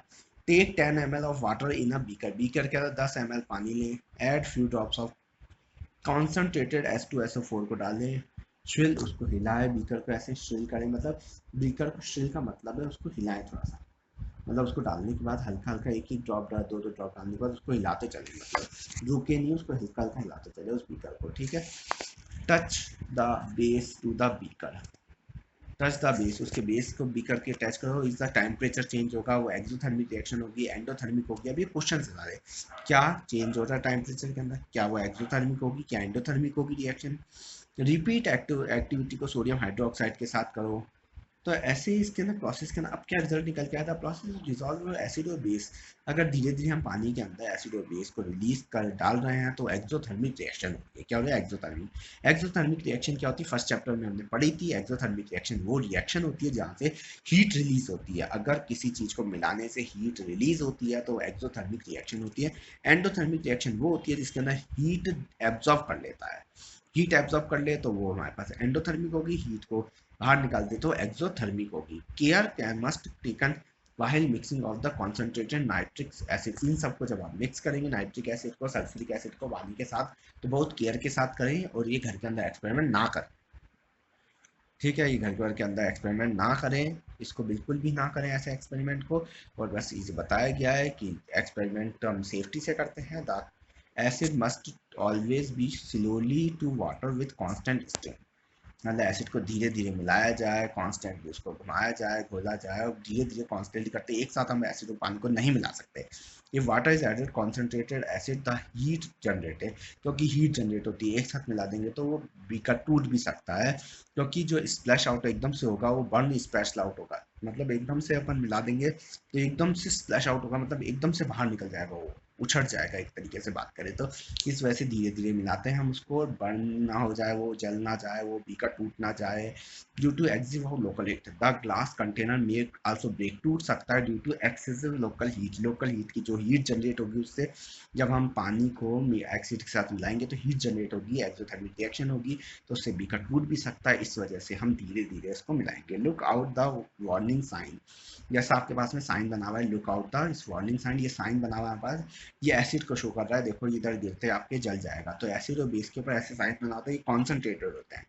क्या होता है, concentrated. Warning sign display on the containers containing concentrated acid और कॉन्सेंट्रेटेड बेस, तो ऐसे साइन बना होगा कॉन्सेंट्रेटेड एसिड और कॉन्सेंट्रेटेड बेस पे, कॉन्सेंट्रेटेड एसिड और कॉन्सेंट्रेटेड बेस पे बना होगा। तो ये वार्निंग साइंस बने होते हैं जो कॉन्सेंट्रेटेड होते हैं सारे, उनके ऊपर बने होते हैं। मिक्सिंग एंड एसिड और बेस, बेस और एसिड को मिक्स करते हैं वाटर के साथ in decreasing in the concentration, अगर हम एसिड और बेस को पानी के साथ मिक्स करते हैं तो इसका कॉन्सेंट्रेशन डिक्रीज होते जाता है, जो H3O plus OH per unit volume घट जाता है, मतलब वॉल्यूम जितना पानी हम डालते हैं उस वॉल्यूम के हिसाब से वो उसका कॉन्सेंट्रेशन कम होते जाता है, पर यूनिट वॉल्यूम का मतलब है वॉल्यूम नीचे अपॉन में डिवाइड में वॉल्यूम, मतलब कितना पानी आप डाल रहे हो इस हिसाब से उसकी डेंसिटी धीरे धीरे कम होती जाएगी। Such process is called as dilution, इस प्रोसेस को डाइल्यूशन कहते हैं। जब हम कॉन्सेंट्रेटेड एसिड या बेस को पानी के साथ मिलाते हैं तो वो डाइल्यूशन प्रोसेस कहलाता है, और डाइल्यूटेड हो जाते हैं, मतलब उनका असर धीरे धीरे कम हो जाता है और एक्सोथर्मिक रिएक्शन से हीट बाहर निकल जाती है। The acid and base are said to be diluted, और उन एसिड और बेस को हम डाइल्यूटेड कहते हैं जिसमें हम पानी मिला चुके होते हैं, तो वो क्या हो जाता है, डाइल्यूट हो जाते हैं। तो डाइल्यूटेड एसिड और बेस हो जाते हैं। तो अब डाइल्यूशन का मतलब समझ में आ गया, डाइल्यूटेड और कॉन्सेंट्रेटेड एसिड और बेस में क्या डिफरेंस होता है। कॉन्सेंट्रेटेड हाईली स्ट्रॉन्ग एसिड्स होते हैं, और जो वीक एसिड्स होते हैं वो हमारे पास कौन से होते हैं, वीक एसिड और वीक बेस हमारे पास क्या होते हैं, डाइल्यूटेड होते हैं। क्या होते हैं, डाइल्यूटेड होते हैं। तो अब अगले टॉपिक पे हम चलते हैं, how strong are the acid और बेसिस, बेसिस और स्ट्रॉन्ग एसिड क्यों है, एसिड और बेस स्ट्रॉन्ग कब होते हैं और डाइल्यूट कब होते हैं। आपको मैंने पहले बताया था कॉन्सेंट्रेटेड जो कॉन्सेंट्रेशन होता है वो एसिड का कब होता है, जब H प्लस आयंस उसके पास होते हैं। तो we know how to the acid और indicator, acid base indicator can be use distinguish between the acid और बेस को, एसिड और बेस को जानने के लिए हम क्या किसका यूज करते हैं, इंडिकेटर, एसिड बेस इंडिकेटर का यूज करते हैं। We have also learn in the previous section हम पहले पढ़ चुके हैं कि डाइल्यूशन और डिक्रीज ऑफ कॉन्सेंट्रेशन कैसे किया जाता है। अगर एसिड में H प्लस आयंस है तो इंक्रीज होता जाएगा उसका कॉन्सेंट्रेशन, और अगर H प्लस आयंस कम होते जाएंगे तो वो डाइल्यूट होता जाएगा। OH माइनस अब इसके अंदर बेस के अंदर होता जाएगा, बेस के अंदर OH माइनस आयंस होता है। OH माइनस आयंस अगर बढ़ जाएगा, इंक्रीज होएगा तो बेस स्ट्रांग होगा, और अगर डिक्रीज होएगा तो बेस क्या होगा, डाइल्यूट होता जाएगा। ठीक है, find the amount of ions, ions का पता चलाना पड़ता है इसके अंदर कितने आयन सॉल्यूशन में प्रेजेंट हैं। तो अगर जितने आयंस प्रेजेंट होंगे उस हिसाब से एसिड और बेस स्ट्रांग होंगे। तो ये जज करने के लिए हमें यूनिवर्सल इंडिकेटर चाहिए होता है। यूनिवर्सल इंडिकेटर हमने बनाया जिसके अंदर हमारे पास दोनों दे रखे हैं, एसिड बेस और न्यूट्रल, तीनों चीज़ें दे रखी है। ऐसा डायग्राम हमको नीचे दे रखा है जो मैं आपको दिखाने वाला हूँ। तो यूनिवर्सल इंडिकेटर उसको कहते हैं, यूनिवर्सल इंडिकेटर है वो, मतलब ये हर एक चीज़ बता देगा, न्यूट्रल है या फिर ना ये एसिड है या बेस है या स्ट्रॉन्ग एसिड है स्ट्रॉन्ग बेस है। एक scale of the hydrogen ions का concentration in the solution, solution के अंदर पता करने के लिए हाइड्रोजन आयंस का कॉन्सेंट्रेशन कितना है, कॉल्ड एज पीएच स्केल। उस स्केल को बोलते हैं पीएच स्केल, जो हाइड्रोजन आयंस का पता करता है कि हाइड्रोजन आयंस कितने हैं उसके अंदर, मतलब सॉल्यूशन के अंदर हाइड्रोजन आयंस कितने हैं, क्योंकि H प्लस आयंस की वजह से कॉन्सेंट्रेशन ऑफ एसिड बढ़ता है। ठीक है, तो पीएच स्केल डेवलप किया गया जो उसके अंदर एसिड और बेस दोनों वो दिखा सकता है, एसिड और बेस दोनों बता सकता है कि एसिड और बेस दोनों के बारे में बता सकता है कि स्ट्रॉन्ग है या फिर वीक है। पी और इज पीएच स्टैंड्स फॉर, जो पीएच है वो स्टैंड किसके कहता है, P is potogen in Germany, Germany word है ये, जर्मनी वर्ड है मीनिंग पावर, जर्मनी वर्ड है पोटोजैन, इसका मतलब होता है पावर। ठीक है, पीएच स्केल जो होता है वो जनरली बताता है वेरी एसिडिक, जीरो जीरो होता है तो वेरी एसिडिक, 14 होता है तो वेरी अल्कलाइन बता देता है। ठीक है, वेरी अल्कलाइन बता देता है। तो ये डायग्राम दिखा देता हूँ आपको, ये देखो ये डायग्राम हमारे पास, अगर जीरो होता है तो एसिडिक होता है क्योंकि H प्लस आयंस का कॉन्सेंट्रेशन बता रहे हैं यहाँ पे। ये यूनिवर्सल इंडिकेटर है जिसको बोलते हैं हम पीएच स्केल। ठीक है, यूनिवर्सल इंडिकेटर है, इसको बोलते हैं पीएच स्केल। पीएच स्केल क्या है, H प्लस आयंस, इधर H प्लस आयंस जो है ये बढ़ते जा रहा है, देखो इधर न्यूट्रल है, न्यूट्रल पे 7 पे है, 7 पे अपने पास क्या है, न्यूट्रल है। ठीक है, 7 के बाद ये जब इस साइड बढ़ता है लेफ्ट साइड में, तो फिर ये इसके अंदर क्या होता है, एसिडिक होते जाता है, क्या होते जाता है, एसिडिक हो जाता है। तो H प्लस आयंस बढ़ते जाते हैं जीरो तक। सबसे ज़्यादा एसिडिक क्या होता है, जीरो पे होता है, और सबसे ज़्यादा बेसिक किस पे होता है, 14 पे होता है। सब 14 पे क्या होता है, सबसे ज़्यादा बेसिक होता है। ठीक है, तो ये बेसिक सबसे ज़्यादा किस पे होता है, 14 पे होता है। इधर बेस हो गया हमारे पास, ये चीज़ हमारे पास क्या हो गई, बेस हो गई। ठीक है, और ये चीज़ हमारे पास क्या हो गई, ये चीज़ हमारे पास क्या हो गई, बेस हो गई। 14 पे ये बेसिक हो जाएगा, मतलब जितना बढ़ते जाएगा उतना बेसिक होते जाएगा। Decrease of H plus ions, ये देखो concentration of H plus ions के डिक्रीज हो गए यहाँ पे, मतलब अगर H प्लस आयंस के इंक्रीज होते जाएंगे तो वो एसिडिक होगा, और H प्लस आयंस के डिक्रीज होते जाएंगे तो क्या होगा, एंड में H प्लस आयंस ही खत्म हो जाएंगे, उसके अंदर OH माइनस हो जाएंगे, मतलब H प्लस आयंस खत्म हो गए तो OH प्लस जनरेटेड हो जाएंगे, तो डिक्रीज ऑफ द इधर H आयंस का क्या होगा, डिक्रीजन होता जाएगा। ठीक है, H प्लस आयंस का, तो इधर बेसिक नेचर वाले होंगे, इधर क्या होंगे, एसिडिक वाले। न्यूट्रल होता है 7, 7 क्या होता है, न्यूट्रल होता है।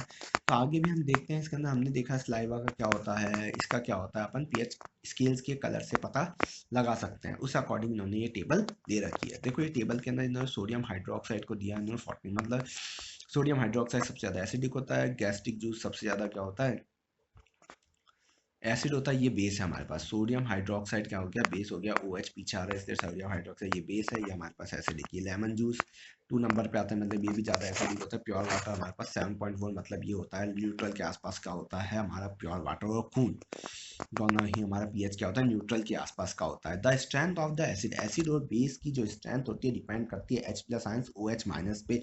OH माइनस ज़्यादा होंगे तो वो बेसिक होगा, H प्लस आयंस होंगे तो वो क्या होगा, एसिडिक ज़्यादा होगा। तो hydrochloric acid and acetic acid are the same concentration के, हाइड्रोक्लोरिक एसिड यानी HCl और एसिटिक एसिड क्या है, सेम कॉन्सेंट्रेशन के होते हैं। ठीक है, 1 mole then produce of the different amount of hydrogen ions. 1 mole मतलब हमने पहले पढ़ा था मॉलिक्यूलर मास, मोल कैसे देखते हैं, एटॉमिक मास को कहते हैं मोल। ठीक है, एटॉमिक जो मास होता है उसको अपन मोल कहते हैं। 1 मोल के मोलर के अंदर कितने आयंस हाइड्रोजन प्रेजेंट है, उस हिसाब से हम देखते हैं कि वो स्ट्रॉन्ग है कि वो वीक है। ठीक है, अगर लेस होंगे तो वीक है एसिड, लेस होंगे H प्लस आयंस अगर लेस होंगे तो वीक एसिड है वो, और अगर H प्लस आयंस बहुत ज़्यादा होंगे तो फिर वो क्या है, मोर होंगे H प्लस आयंस तो क्या है हमारे पास, स्ट्रॉन्ग एसिड है। Importance of the pH in every life, पूरी आपकी एवरीडे की जिंदगी में पीएच बहुत काम का होता है। Are the plants and animals pH sensitive, क्या एनिमल्स और प्लांट्स भी पीएच सेंसिटिव होते हैं? Our body works with in the pH range of 7 से 7.8 तक काम करती है। हमारी बॉडी का ना पीएच रेट होती है 7 से 7.8 तक। Living organism can survive only in a narrow range of pH scale, मतलब पीएच स्केल की बहुत नैरो रेंज में जो सर्वाइवल, जो सांस लेने वाले लिविंग ऑर्गेनिजम्स हैं, वो सारे लिविंग ऑर्गेनिज्म जो सब हैं वो सारे नैरो रेंज का नाता है पीएच से, क्योंकि 7 to 7.8 का नहीं आते। When pH of rain is less than 5.6, अगर रेन का एसिडिक रेन जो आप शुरुआत में आती है, बारिश जब शुरुआत में आती है तो एसिड लेके आती है, मतलब पूरा पॉल्यूशन जो भी ऊपर होता है वो सारा पॉल्यूशन बारिश के थ्रू क्या होता है, जमीन के ऊपर आता है, तो एसिडिक रेन होती है। इसलिए कहते हैं बारिश, पहली बारिश होती है वो एसिडिक होती है, फिर दूसरी बारिश से तो एसिडिक कम होने लग जाती है। तो अगर वो एसिडिक रेन लेस देन 5.6 से लेस हो गई, 5.6 से लेस हो गई, तो acid rain flows into the river, river के अंदर जाएगी। It lower the pH of the river water, river water का पीएच को क्या कर देगी, लो कर देगी। पीएच वाटर को क्या कर देगी, लो कर देगी। मतलब वो एसिडिक रेन जब जाएगी तो पीएच क्या हो जाएगा, कम होते जाएगा। अगर पीएच कम हो गया तो वो पानी एसिडिक होता जाएगा। तो सर्वाइवल ऑफ द एक्वेटिक, जिसकी वजह से जो भी जानवर एक्वेटिक, जो मतलब एक्वेटिक मतलब मछली वछली, जो जान पानी में रहने वाले जीव जंतु इन सच रिवर्स बिकम्स डिफिकल्ट, उनको बहुत डिफिकल्टी हो जाएगी कि भाई हम कैसे रहेंगे, क्योंकि है ना इस वजह से क्या होगा, क्योंकि पीएच उनका बढ़ जाएगा। वो पीएच एक 7 से करीब होना चाहिए, अगर 5.6 के आसपास चला गया तो पानी में मिलने के बाद क्या होगा कि वो पीएच बढ़ जाएगा पानी का, और इसकी वजह से जीव क्या होंगे, मरने लगेंगे एक तरीके से। ठीक है, व्हाट इज द पीएच, अगर ये पढ़े हम, acidic in other planets, acids in other planets, the Venus, Venus एक प्लेनेट है आप जानते हैं, वो बना हुआ है थिक वाइट और येलोइश क्लाउड से। उसके थिक वाइट, मोटे सफेद और येलोइश क्लाउड्स हैं उस जगह पे, ऑफ सल्फ्यूरिक एसिड के, मतलब सल्फ्यूरिक एसिड के हैं, इस वजह से वहाँ पे कोई जीवन नहीं रह सकता, क्योंकि एसिडिक सल्फ्यूरिक एसिड है, मतलब एसिडिक है।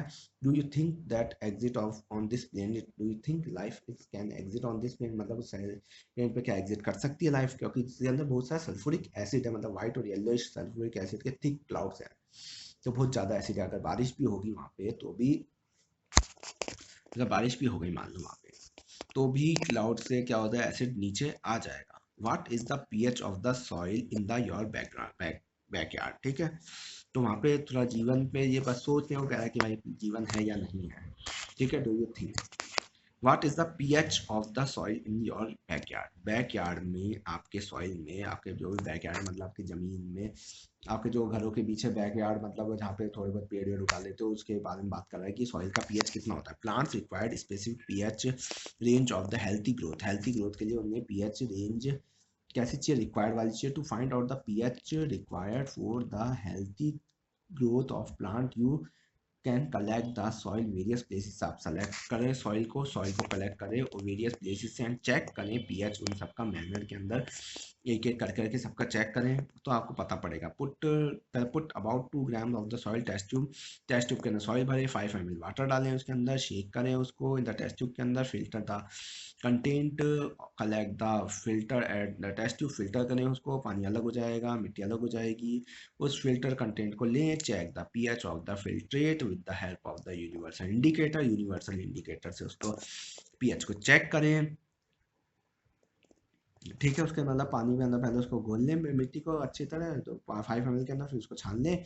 छानने के बाद आप जो फिल्टर है पानी मिले उसका पानी का पीएच उसका चेक कर लें। What can you conclude that ideal soil pH growth of the plant in your region, फिर आपको पता चलेगा कि वो रीजन में, हमारे रीजन में कितना पीएच चल रहा है हमारे जमीन के अंदर। ठीक है, मतलब सॉइल का कितना पीएच है, इस अकॉर्डिंग हम चेक करते हैं हर जगह का पीएच, और हम उसी हिसाब से प्लांट्स को ग्रो करते हैं, और उनको पता लग जाता है कि ये कितनी फर्टाइल भूमि है और कितनी अनभूमि है। ये सब का पता इजीली लगा लेते हैं वो इस लैब टेस्ट से। ठीक है, सॉइल का पता चल जाता है। PH in our digestive system, अब पीएच आपके डाइजेस्टिव सिस्टम यानी पेट के अंदर की बात कर रहा है। बहुत आपको इंटरेस्टिंग ये बात जान के आपको इंटरेस्ट होगा और आपको बहुत अच्छा लगेगा ये बात जान के कि आपके पेट के अंदर हाइड्रोक्लोरिक एसिड जनरेट होता है। वो हेल्प करता है आपके फूड को डाइजेस्ट करने में बिना पेट को हार्म करे। ड्यूरिंग द इंजेशन, जब हम इंजेशन यानी खाना वाना खा लेते हैं, the stomach produce too much acid, वो फिर इंजेशन के बाद मतलब पूरा खाना खाने का जब स्टोमक में खाना चला जाता है तो फिर वो एसिड जनरेट करता है। दिस कॉज पेन और इरिटेशन, ठीक है, मतलब ड्यूरिंग द इंजेक्शन के बाद the stomach produce too much acid, अगर ज़्यादा एसिड पे वो आप कर देगा, मतलब ज़्यादा एसिड अगर वो निकालेगा आपके शरीर से, मतलब ज़्यादा एसिड HCl आ गया तो आपको पेन और इरिटेशन होगी। To get rid of this pain, इस पेन से बचने के लिए, अगर वो देखो नॉर्मल एसिड निकालता है आपको और खाना पचा देता है तो ठीक है, अगर बहुत ज़्यादा आपके अंदर एसिड निकाल दिया उसने तो फिर क्या होगा, फिर लोगों को पेन होने लगता है, या आपने सुना होगा पेट में दर्द हो रहा है, मतलब तो मतलब एसिड का जनरेशन कई बार हो जाता है, मतलब एसिडिक मीडियम हो जाता है पेट के अंदर, कुछ ज़्यादा एसिड जनरेट हो जाता है तो इंसान को इरिटेशन और पेन होता है। People use the base called as the antacid, उस समय एंटा एसिड यूज करते हैं, कई बार कहते हैं ना अपन कि अपने पेट में दर्द हो रहा है, कुछ ऐसा उकाई उकाई सी आ रही है, मतलब एसिडिक मीडियम ज़्यादा हो जाता है उसके अंदर आपका, तो एसिडिक मीडियम ज़्यादा होता है, डॉक्टर आपको बेस देता है, मतलब एंटा एसिड देता है, जिससे एंटा एसिड मतलब बेस होता है वो सिंपल सी भाषा में, तो एसिड और बेस जब मिलते हैं तो वो क्या बनाता है, सॉल्ट और वाटर बना लेते हैं।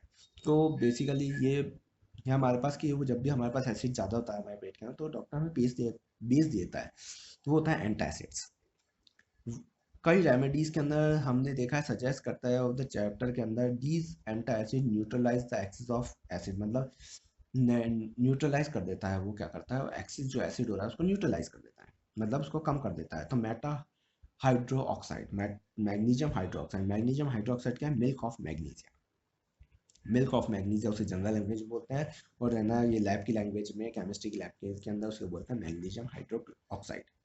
आ माइल्ड, हाँ माइल्ड बेस, आ माइल्ड बेस, माइल्ड बेस, ये भी क्या एक बेस ही है जो एक्सिक एसिड होता है आपके स्टोमक के अंदर, तो वो इजीली उसको ठीक कर देता है। Base is often use for this purpose, मतलब इन पर्पस के लिए यूज में आता है यूज में आता है, ठीक है। जैसे अपनी वो पौधीनहरा की गोली, pH changes as the cause of tooth decay, अब टूथ डिके कैसे करता है, दांत का, दांत में हमारे हम कहते हैं ना कीड़ा लग गया, या फिर हमारे दांत में कीड़ा लग जाता है कई बार कि भाई कीड़ा लग गया हमारे दांत में, तो वो क्या होता है टूथ के अंदर क्या होता है, start of the pH when the mouth is lower than 5.5, अगर पीएच माउथ का 5.5 से लोअर है तो ठीक है। Tooth and enamel, tooth enamel मतलब दांत का बीच का भाग, मतलब दांत होता है ना, दांत के बीच को बीच में होता है, तो कीड़ा हमेशा बीच में इनेमल में लगता है, आपने सुना होगा बीच में लगता है दांत के बिल्कुल कीड़ा, तो फिर वो इनेमल होता है हमारे पास, made up of the calcium hydro, वो जो दांत में जो एनिमल होता है वो किससे बना होता है, calcium hydroxyapatite, a crystal सब form of the calcium phosphate, phosphate की क्रिस्टल फॉर्म होती है जिससे हमारा दांत बना होता है बेसिकली, ठीक है। तो इज द हार्डेस्ट सब्सटेंस, वो बहुत हार्ड सब्सटेंस होता है बॉडी के अंदर जो इजीली जलता भी नहीं है, it does not dissolve water, water के अंदर इजीली डिसॉल्व नहीं होता, कोरोजन होता नहीं है, कोरोड, कोरोड मतलब उससे ना कोरोजन होता, हमने दांत के अंदर कभी कोरोजन होता है क्या, कोरोजन नहीं होता, तो वो बहुत स्ट्रांग होता है। PH of the mouth below 5.5, अगर 5.5 से नीचे चल जाता है, बिलो हो जाता है, बिलो मतलब नीचे चला गया मान लो, ठीक है, 5.5 से नीचे चला गया, लोअर देन 5.5 पहले भी लिखा था, 5.5 से बिलो चला गया, bacteria present in the mouth के अंदर बैक्टीरिया प्रेजेंट हो गए, produce acid by the degradation of the sugar and food. अब आपने मान लो आपने खाना खा लिया, अब आपके शरीर के अंदर सलाइवा जनरेट होगा तो वो थोड़ा एसिडिक होगा, आपको पता है, क्योंकि अभी हमने पढ़ा था हमारे स्टोमक में एसिड होता है, तो सलाइवा भी क्या होता है थोड़ा एसिडिक होता है, जिसकी वजह से क्या होता है कि हमारे माउथ में थोड़ा एसिडिक रहता है, ठीक है। उसके बाद अगर बिलो 5.5 आ गया तो बैक्टीरिया क्या करेगा, जो भी माउथ में प्रेजेंट है वो क्या करेगा, एसिड जनरेट करेगा, मतलब शुगर जैसे आपके दांत में अटक गई, आपके दांत में इजीली आपके अटक गई, मतलब शुगर अटक गया आपके दांत में और आप पेस्ट नहीं किया आपने और आप सो गए, तो वो क्या होगा धीरे धीरे डिग्रेडेबल, मतलब वो शुगर जो होगा फूड जो होगा वो रिमेनिंग माउथ के अंदर रह जाएगा खाने पर, वो दांत के अंदर अटका रहेगा, इस वजह से क्या होता है उसको प्रिवेंट टू क्लीन माउथ, इसलिए कहते हैं हम दांत साफ करके सो, नहीं तो वो जब अटक जाता है तो हम देखते हैं कई बार चॉकलेट हमने खाते हैं तो हमारे क्या होता है कि चॉकलेट दांत में अटक जाती है, फिर हमको धीरे धीरे धीरे धीरे हल्का हल्का स्वाद आता रहता है उसका, तो वो दांत में फंस जाती है, और अगर हम सो गए मान लो तो फिर क्या होगा, वो एसिडिक मीडियम जनरेट होगा। अब एसिडिक मीडियम जनरेट होगा इतना सारा, जब एसिडिक मीडियम हमारा जनरेट होगा, तो एसिड की वजह से, एक्सिस एसिड की वजह से क्या होगा कि ना वहाँ पे क्या होगा दांत में, मतलब वो दांत एक तरह से जल जाएगा, एक तरीके से जल जाएगा, मतलब वो ऐसा लगेगा जैसे जल गया हो, तो उसे हम सीधे सिंपल में कहते हैं केविटी हो गई इसका, मतलब इसका दांत खराब हो गया, कीड़ा लग गया, दैट्स इट। उसके बाद उसे कहते हैं हम कीड़ा लग गया, उसका मतलब दांत खराब हो गया, तो उससे प्रिवेंट करने के लिए हमें क्या करते हैं, हमें पेस्ट करने पड़ते हैं, जो जनरली वो पेस्ट हमारे पास बेस होता है, तो बेस होता है हमारे पास, तो हम बेस करते हैं, तो बेस करने की वजह से क्या होता है हमारा एसिडिक न्यूट्रलाइज हो जाता है, जिसकी वजह से क्या होता है कि हमें रात को कीड़ा नहीं लगता, क्योंकि हम जब दांत साफ करते हैं अच्छी तरह से तो हम कुल्ले उल्ले कर लेते हैं, तो हमारे दांत से सारा एसिड क्या होता है बाहर आ जाता है और उसके अंदर बेस का थोड़ा जनरेशन हो जाता है, जिसकी वजह से क्या होता है कि ना हमारे दांत को कीड़ा नहीं लगता। इसलिए कहते हैं कि दांत जब खाना खाओ तो आप कुल्ले करके उसके बाद ही सोएं, जिसके जैसे दांत खराब ना हो, क्योंकि वो ज़्यादा एसिड लगने की वजह से क्या होता है हल्का सा जल जाता है, बस ये ज़्यादा हो जाता है, इस वजह से रात में वो केविटी लग जाती है। Self defence by the animals and the plants to the chemical welfare. अब सेल्फ डिफेंस एनिमल्स कैसे करते हैं, प्लांट्स कैसे करते हैं to the chemical welfare. Have you ever stung by the honey bees. Honey बीज का आप स्टंग देखते हैं, मतलब आप देखते हैं हनी बीज देखा है आपने। स्टिक मतलब स्टंग मतलब क्या होता है कि वो काटती है, इसका वो जो पीछे लगा होता है जिससे वो काटती है हनी बीज। तो वो चीज़ हनी बीज लीव्स एन एसिड, एक एसिड छोड़ती है हमारे शरीर के अंदर जिससे हमें पेन होता है। Mild base like baking soda stung area पे हम लगाते हैं तो हमें रिलीफ मिलता है, क्योंकि बेकिंग सोडा एक बेस होता है, तो मतलब वो हमारा एसिड छोड़ के जाती है हमारे शरीर के अंदर हल्का सा, जिसकी वजह से हमें सूजन और दर्द होता है। तो हम बेकिंग सोडा या ऐसी चीज़ लगा लेते हैं जिसकी वजह से क्या होता है हमें रिलीफ मिलता है। क्या मिलता है, रिलीफ मिलता है। Sting hair of nettle leaves, nettle की लीव्स लगा लेते हैं injected methanoic and causing the burning pain. अब ये जो लीव्स है इसके बारे में थोड़ा पढ़ लेते हैं। देखो इतने दिया नेचर प्रोवाइडेड ना न्यूट्रलाइज ऑप्शंस, ठीक है।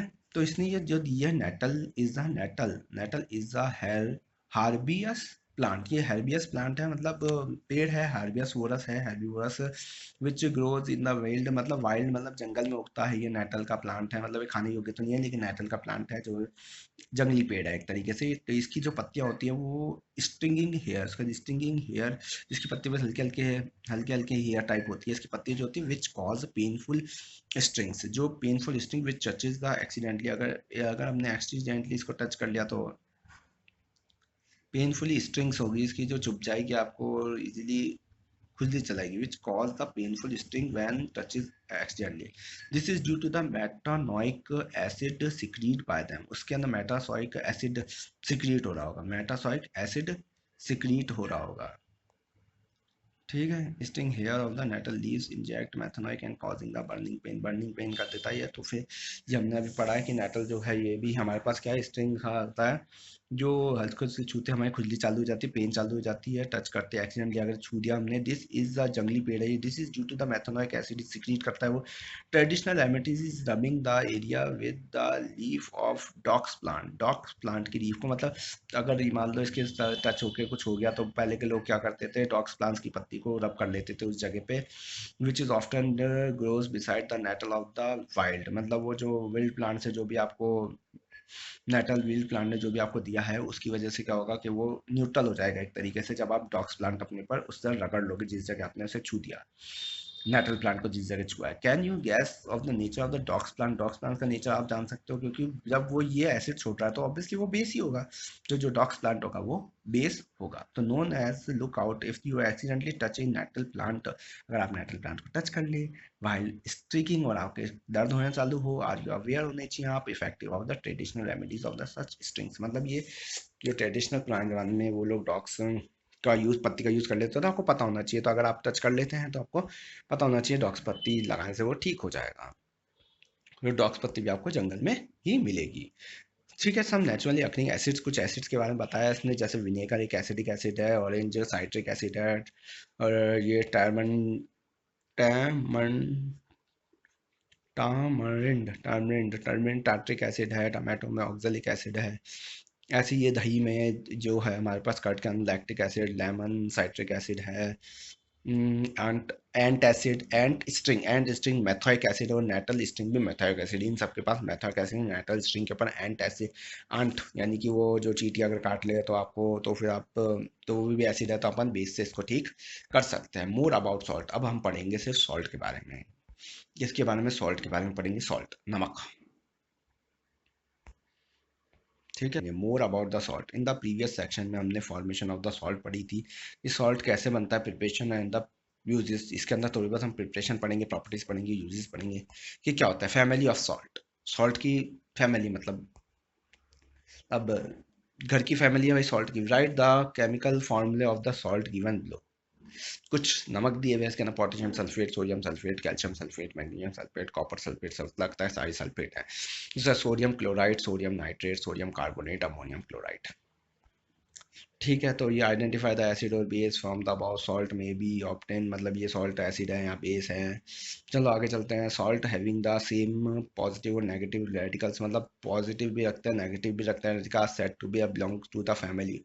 अच्छा, पॉजिटिव और नेगेटिव रेडिकल्स रखे उन्हें हम उस फैमिली से कहते हैं। मतलब रेडिकल का मतलब ये है कि भाई नेगेटिव और पॉजिटिव हो। For example of NaCl, Na is positive और Cl is negative. Na2SO4, Na is positive, SO4 is negative, belongs of the family of the sodium salt, sodium salt की फैमिली से हैं। Similarly NaCl, KCl belongs to the family of chloride.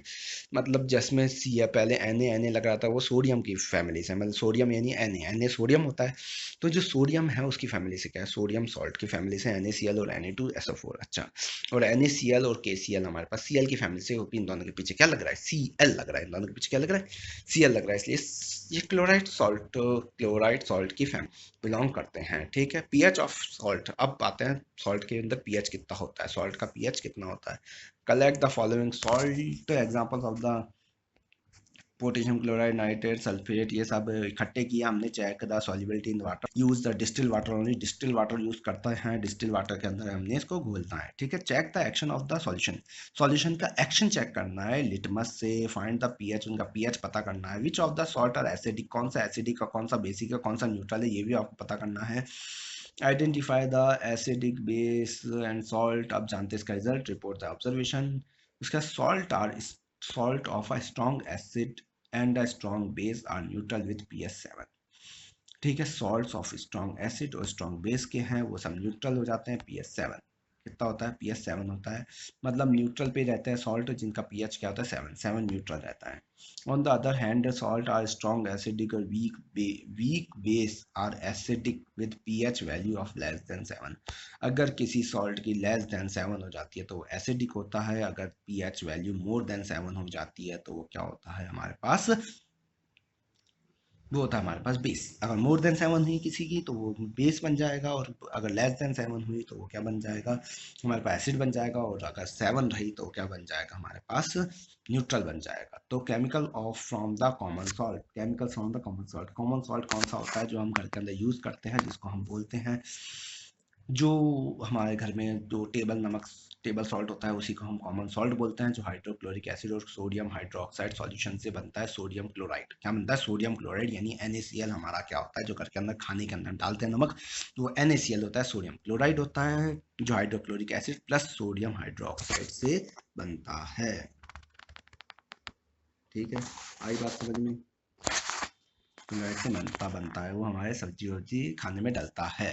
वो this is neutral salt, वो neutral salt होता है। सी water से भी salt निकलता है। सोडियम क्लोराइड जो होता है वो समुद्र के पानी से निकलता है। Deposits of the solid salt, जो सॉलिड नमक होता है, found of the several parts of world में आता है, मतलब बहुत सारे तरीके के नमक भी आते हैं। लार्ज क्रिस्टल होते हैं, कुछ ब्राउन होते हैं ड्यू टू इम्प्योरिटीज की वजह से क्या होता है, सॉल्ट हल्का हल्का ब्राउन होता है। This is a rock salt, उसे हम रॉक सॉल्ट बोलते हैं।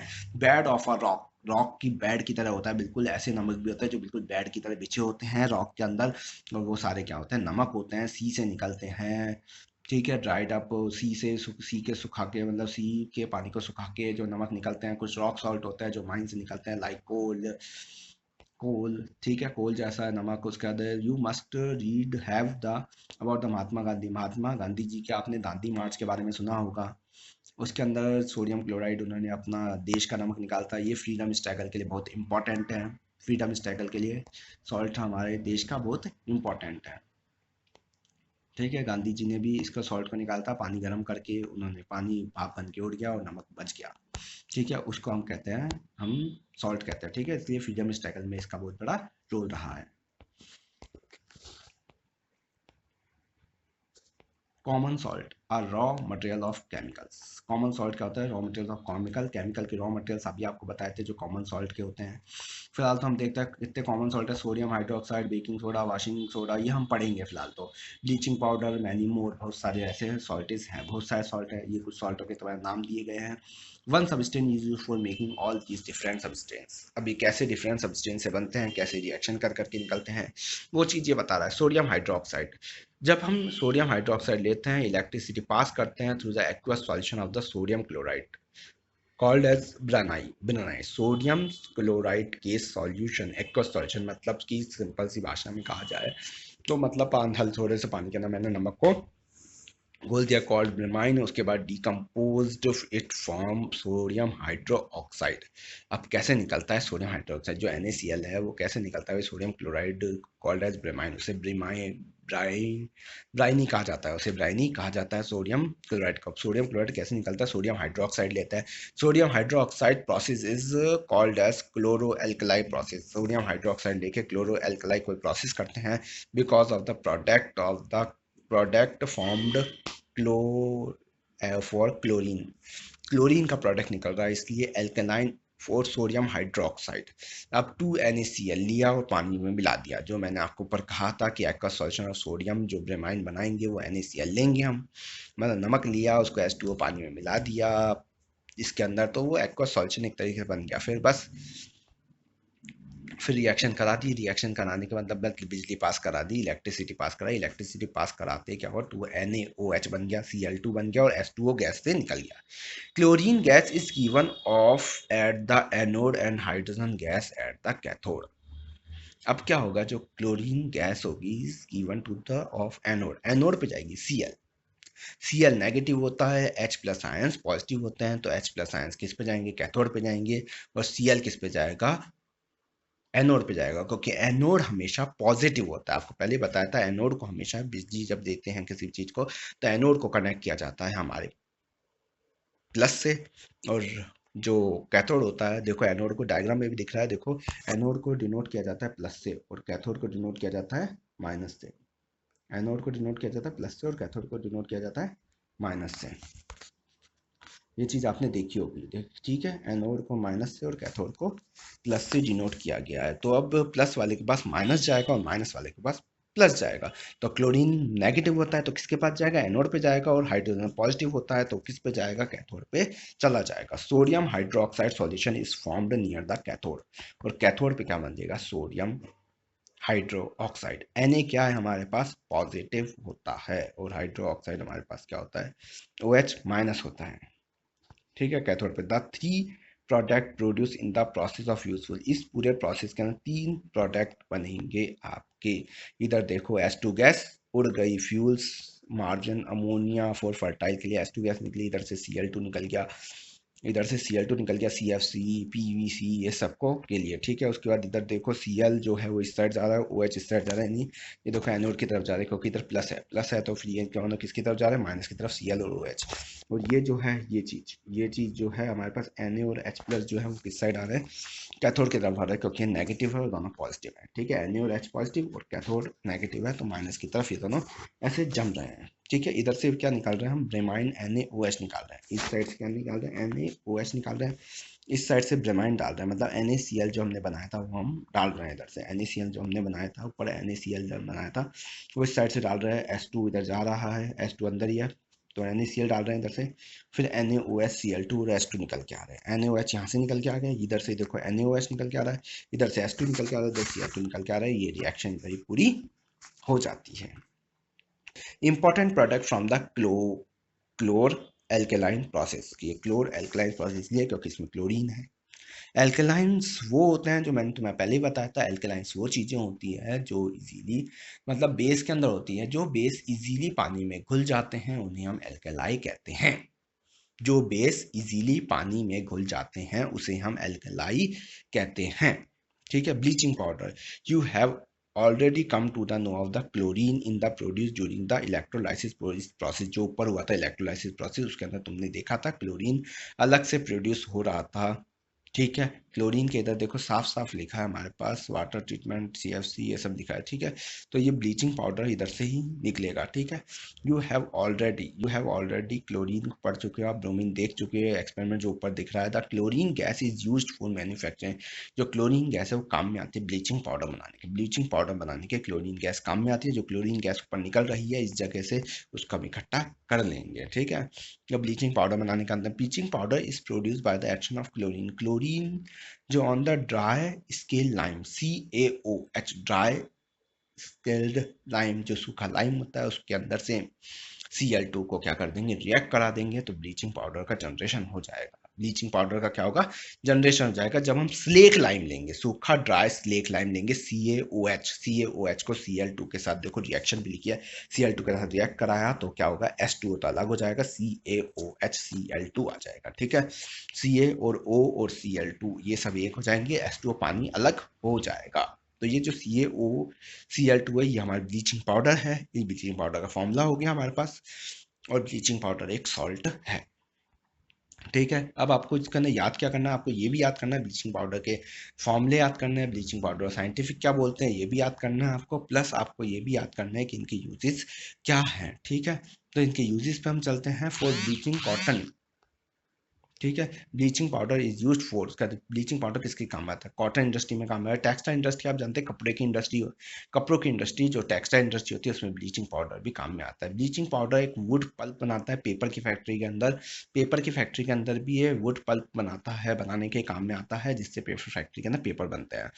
For bleaching washing cloth in laundry, laundry के अंदर अगर अपन चाहते हैं तो कपड़े धुलने के काम में आता है ब्लीचिंग पाउडर। ठीक है, उसके बाद oxidising agent in chemical industry में ऑक्सीडाइजिंग एजेंट का काम करता है। ऑक्सीडाइजिंग एजेंट जो फर्स्ट चैप्टर में रिडॉक्स रिएक्शन की थी हमने, उसके अंदर ऑक्सीडाइजिंग रिएक्शन थी और रिडक्शन रिएक्शन थी। ठीक है, तो ऑक्सीडेशन करता है, मतलब ऑक्सीडाइजिंग एजेंट से ऑक्सीडेशन करता है। To make the drinking water free from germs, मतलब to make the drinking water, जो ड्रिंकिंग वाटर पानी पीते हैं वाटर, फ्री फ्रॉम जर्म्स से, जर्म्स से भी फ्री करता है। अगर ब्लीचिंग पाउडर डालते हैं तो वो जर्म से फ्री हो जाता है, मतलब पानी जो गंदा पानी होता है वो जर्म से फ्री हो जाता है। बेकिंग सोडा, बेकिंग सोडा आप जानते हो खाने में काम में आता है, किचन के अंदर काम में आता है, टेस्टी क्रिस्पी पकोड़े बनाता है।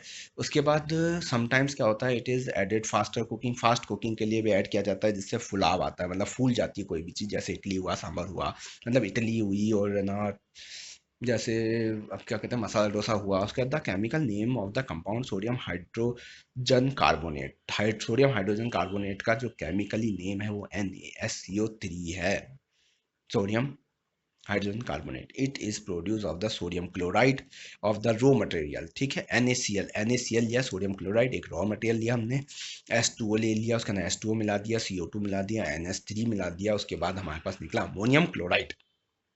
क्या है, अमोनियम क्लोराइड, और NaSCO3 sodium hydrogen carbonate. Sodium hydrogen carbonate आया, जो कंपाउंड हमारे पास क्या है, क्या बेकिंग सोडा है। ठीक है, NaSCO3 और अमोनियम क्लोराइड निकल के आया Na4Cl। ठीक है, did you check the pH of sodium hydrocarbonate का, आपने pH चेक किया, कैन यू, क्या आप बता सकते हैं कैलकुलेट करने के बाद, ये न्यूट्रल है, एसिडिक है, mild corrosive basic salt, it is a mild non corrosive basic salt है। ठीक है, जो हमारे पास क्या है, सोडियम हाइड्रोजन कार्बोनेट HO3 है, यहाँ पे हमारे पास HCO3 है, तो मतलब यहाँ पे हमारे पास ये क्या, can you correlate why it is use to neutralise an acid, acid को न्यूट्रलाइज के लिए क्यों काम में आता है, ये एसिड को न्यूट्रलाइज करने के क्यों काम में आता है, क्योंकि ये mild non corrosive basic salt है, ये बेसिक सॉल्ट है एक तरीके से, क्योंकि इसके पास OH है इसलिए बेसिक सॉल्ट है एक तरीके से ये। The following reaction takes place, 2NaCO3 को जैसे ही गर्म करेंगे हम, सोडियम Na2CO3 H2 और CO2 निकल के आ जाएगा, CO2 बाहर निकल जाएगा, H2 पानी बन जाएगा और Na2CO3 सोडियम कार्बोनेट आ जाएगा। Sodium hydrogen carbonate has got various uses in the house hold, घर के अंदर बहुत काम में आता है। बेकिंग सोडा का यूज क्या है, आप जानते हैं बेकिंग पाउडर और बेकिंग सोडा का यूज क्या है, हमारे पास sodium hydrogen carbonate, baking soda को हम बोलते हैं सोडियम हाइड्रोजन कार्बोनेट NaHCO3। ठीक है, a mild eligible acid such as a tartric acid and a mild eligible acid देता है called as tartric acid when the baking powder is heated, जब baking powder को गर्म कर दिया जाता है, जब वो आपको टार्ट्रिक एसिड देता है, is heated mixed in water, water के अंदर the following reaction take place, जब NaHO3 मतलब बेकिंग सोडा को जब H प्लस आयन से, मतलब पानी डाल के H प्लस आयन से गर्म किया जाता है, तो CO2 H2 और सोडियम सॉल्ट ऑफ एसिड आता है, मतलब NaCl सोडियम सॉल्ट, यानी NaCl sodium Na salt of acid आता है फ्रॉम द एनी एसिड, किसी भी एसिड से। ठीक है, उसके बाद carbon dioxide produce during the reaction, can cause bread और केक।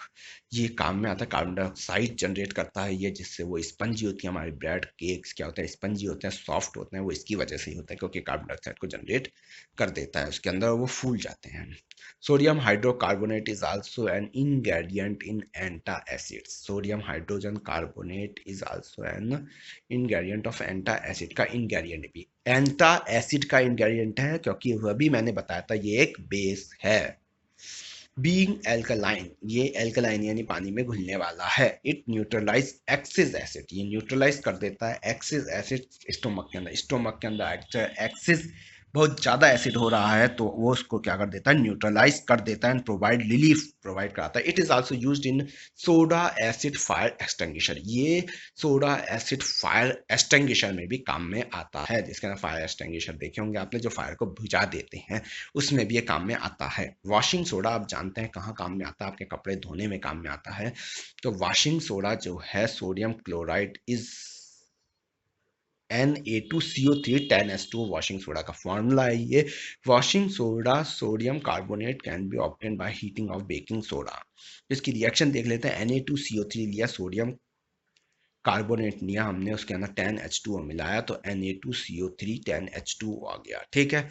तो सोडियम कार्बोनेट हमने लिया, उसके अंदर हमने हीटिंग बेकिंग सोडा मतलब बाय हीटिंग गर्म करके बेकिंग सोडा डाला, क्रिस्टलाइजेशन किया सोडियम कार्बोनेट का, सोडियम कार्बोनेट का रिक्रिस्टलाइजेशन किया, वापस हमने उसको क्रिस्टल बना दिया और उसको वॉशिंग सोडा बना दिया। और ये चीज आल्सो है बेसिक सॉल्ट, ये भी बेसिक है, ये भी बेसिक सॉल्ट है आपका, ये भी क्या है बेसिक है, क्या है बेसिक है सॉल्ट। जब हम इसको पीएच में रखा तो ये बेसिक सॉल्ट में आता है, ठीक है। और ये वॉशिंग सोडा जो है हमारे पास Na2CO3 10H2O है, ये पानी H2O होने के बाद भी ये गीला क्यों नहीं है। प्रश्न ये होता है व्हाट डज 10H2O सिग्निफिकेंस, क्या सिग्निफाई कर रहा है 10H2O, does it make the Na2CO3 wet, गीला है Na2CO3 क्या आपका वॉशिंग सोडा गीला रहता है। We will address the question of the next section, हम नेक्स्ट सेक्शन में इसका क्वेश्चन पढ़ेंगे, मतलब नीचे इसका आंसर दे रखा है आपको। Sodium carbonate and sodium hydrocarbonate are useful chemical, sodium carbonate और सोडियम हाइड्रोजन कार्बोनेट बहुत यूजफुल केमिकल्स हैं इंडस्ट्रीज एज वेल एज घर के लिए भी, ठीक है। Using of the washing soda, washing soda uses क्या है वॉशिंग सोडा के, वॉशिंग सोडा हमारे कपड़े धोने काम में आता है, ग्लास इंडस्ट्री में काम में आता है, सोप इंडस्ट्री में काम में आता है, पेपर इंडस्ट्री में काम में आता है। It is used for manufacturing of the sodium carbon compound, sodium compounds बनाने के काम में आता है, such as the borax, sodium compounds बनाने के काम में आता है such as the borax. Sodium carbonate can be used in the cleaning agent में भी काम में आता है, डोमेस्टिक पर्पसेज में यानी घर के घरेलू काम में भी आता है। और ये रिमूव करता है permanent hardness of water, permanent hardness मतलब जो हार्ड वाटर होता है इसको डालते क्या होता है वाटर सॉफ्ट हो जाता है वॉशिंग सोडा को, इसलिए सॉफ्ट पानी में कपड़े इजीली और अच्छे से धुल पाते हैं और वो जो गंदगी होती है जो भी चिपका होता है मैल वैल वो उतर पाता है। इस वजह से हम इसको यूज करते हैं पानी के अंदर हार्ड वाटर को सॉफ्ट करने के लिए।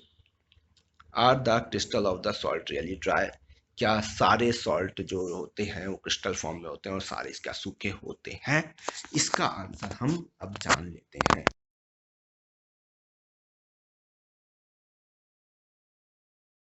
पढ़ा था अभी तक जो अपने सारे पढ़े थे उसके अंदर अपन ने 7H2O पढ़ा था। तो 7H2O are the crystals of the salts really dry, क्या क्रिस्टल जो होते हैं सॉल्ट के वो सही में सूखे होते हैं, ड्राई होते हैं।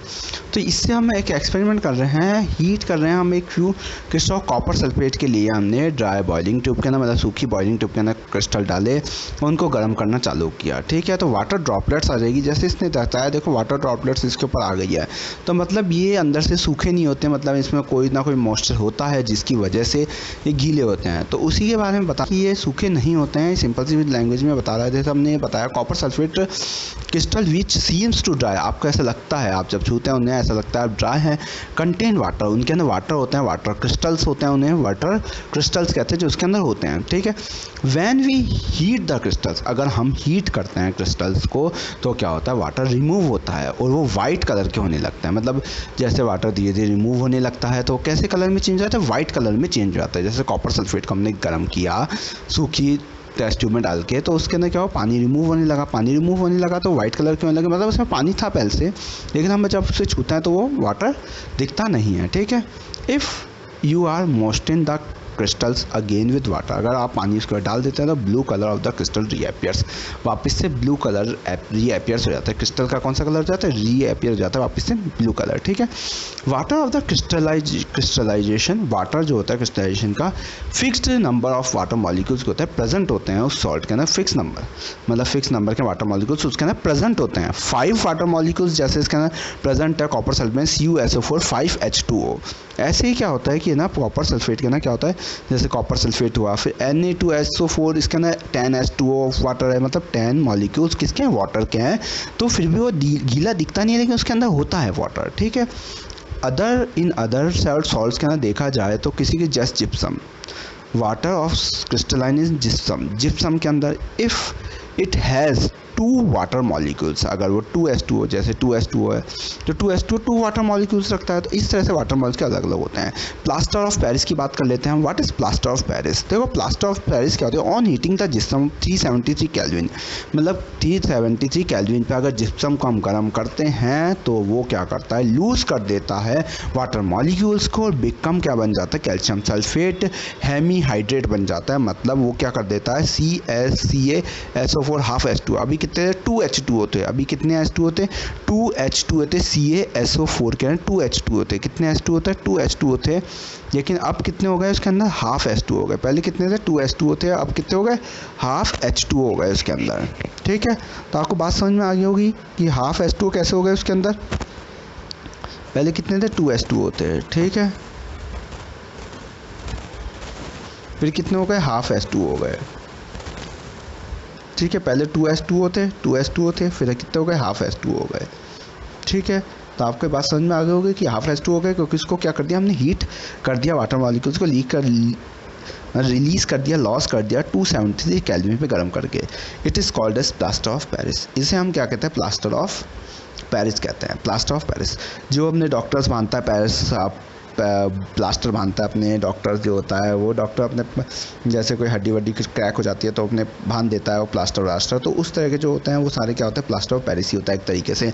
तो क्या होता है, फ्रैक्चर बोन्स होती है उनको ठीक करने के लिए plaster of Paris on treating with the water के साथ white powder plaster of Paris जैसा होता है, वाइट पाउडर जैसा, ऑन मिक्सिंग विद वाटर के साथ मिक्स करने में वाइट जैसा हो जाता है।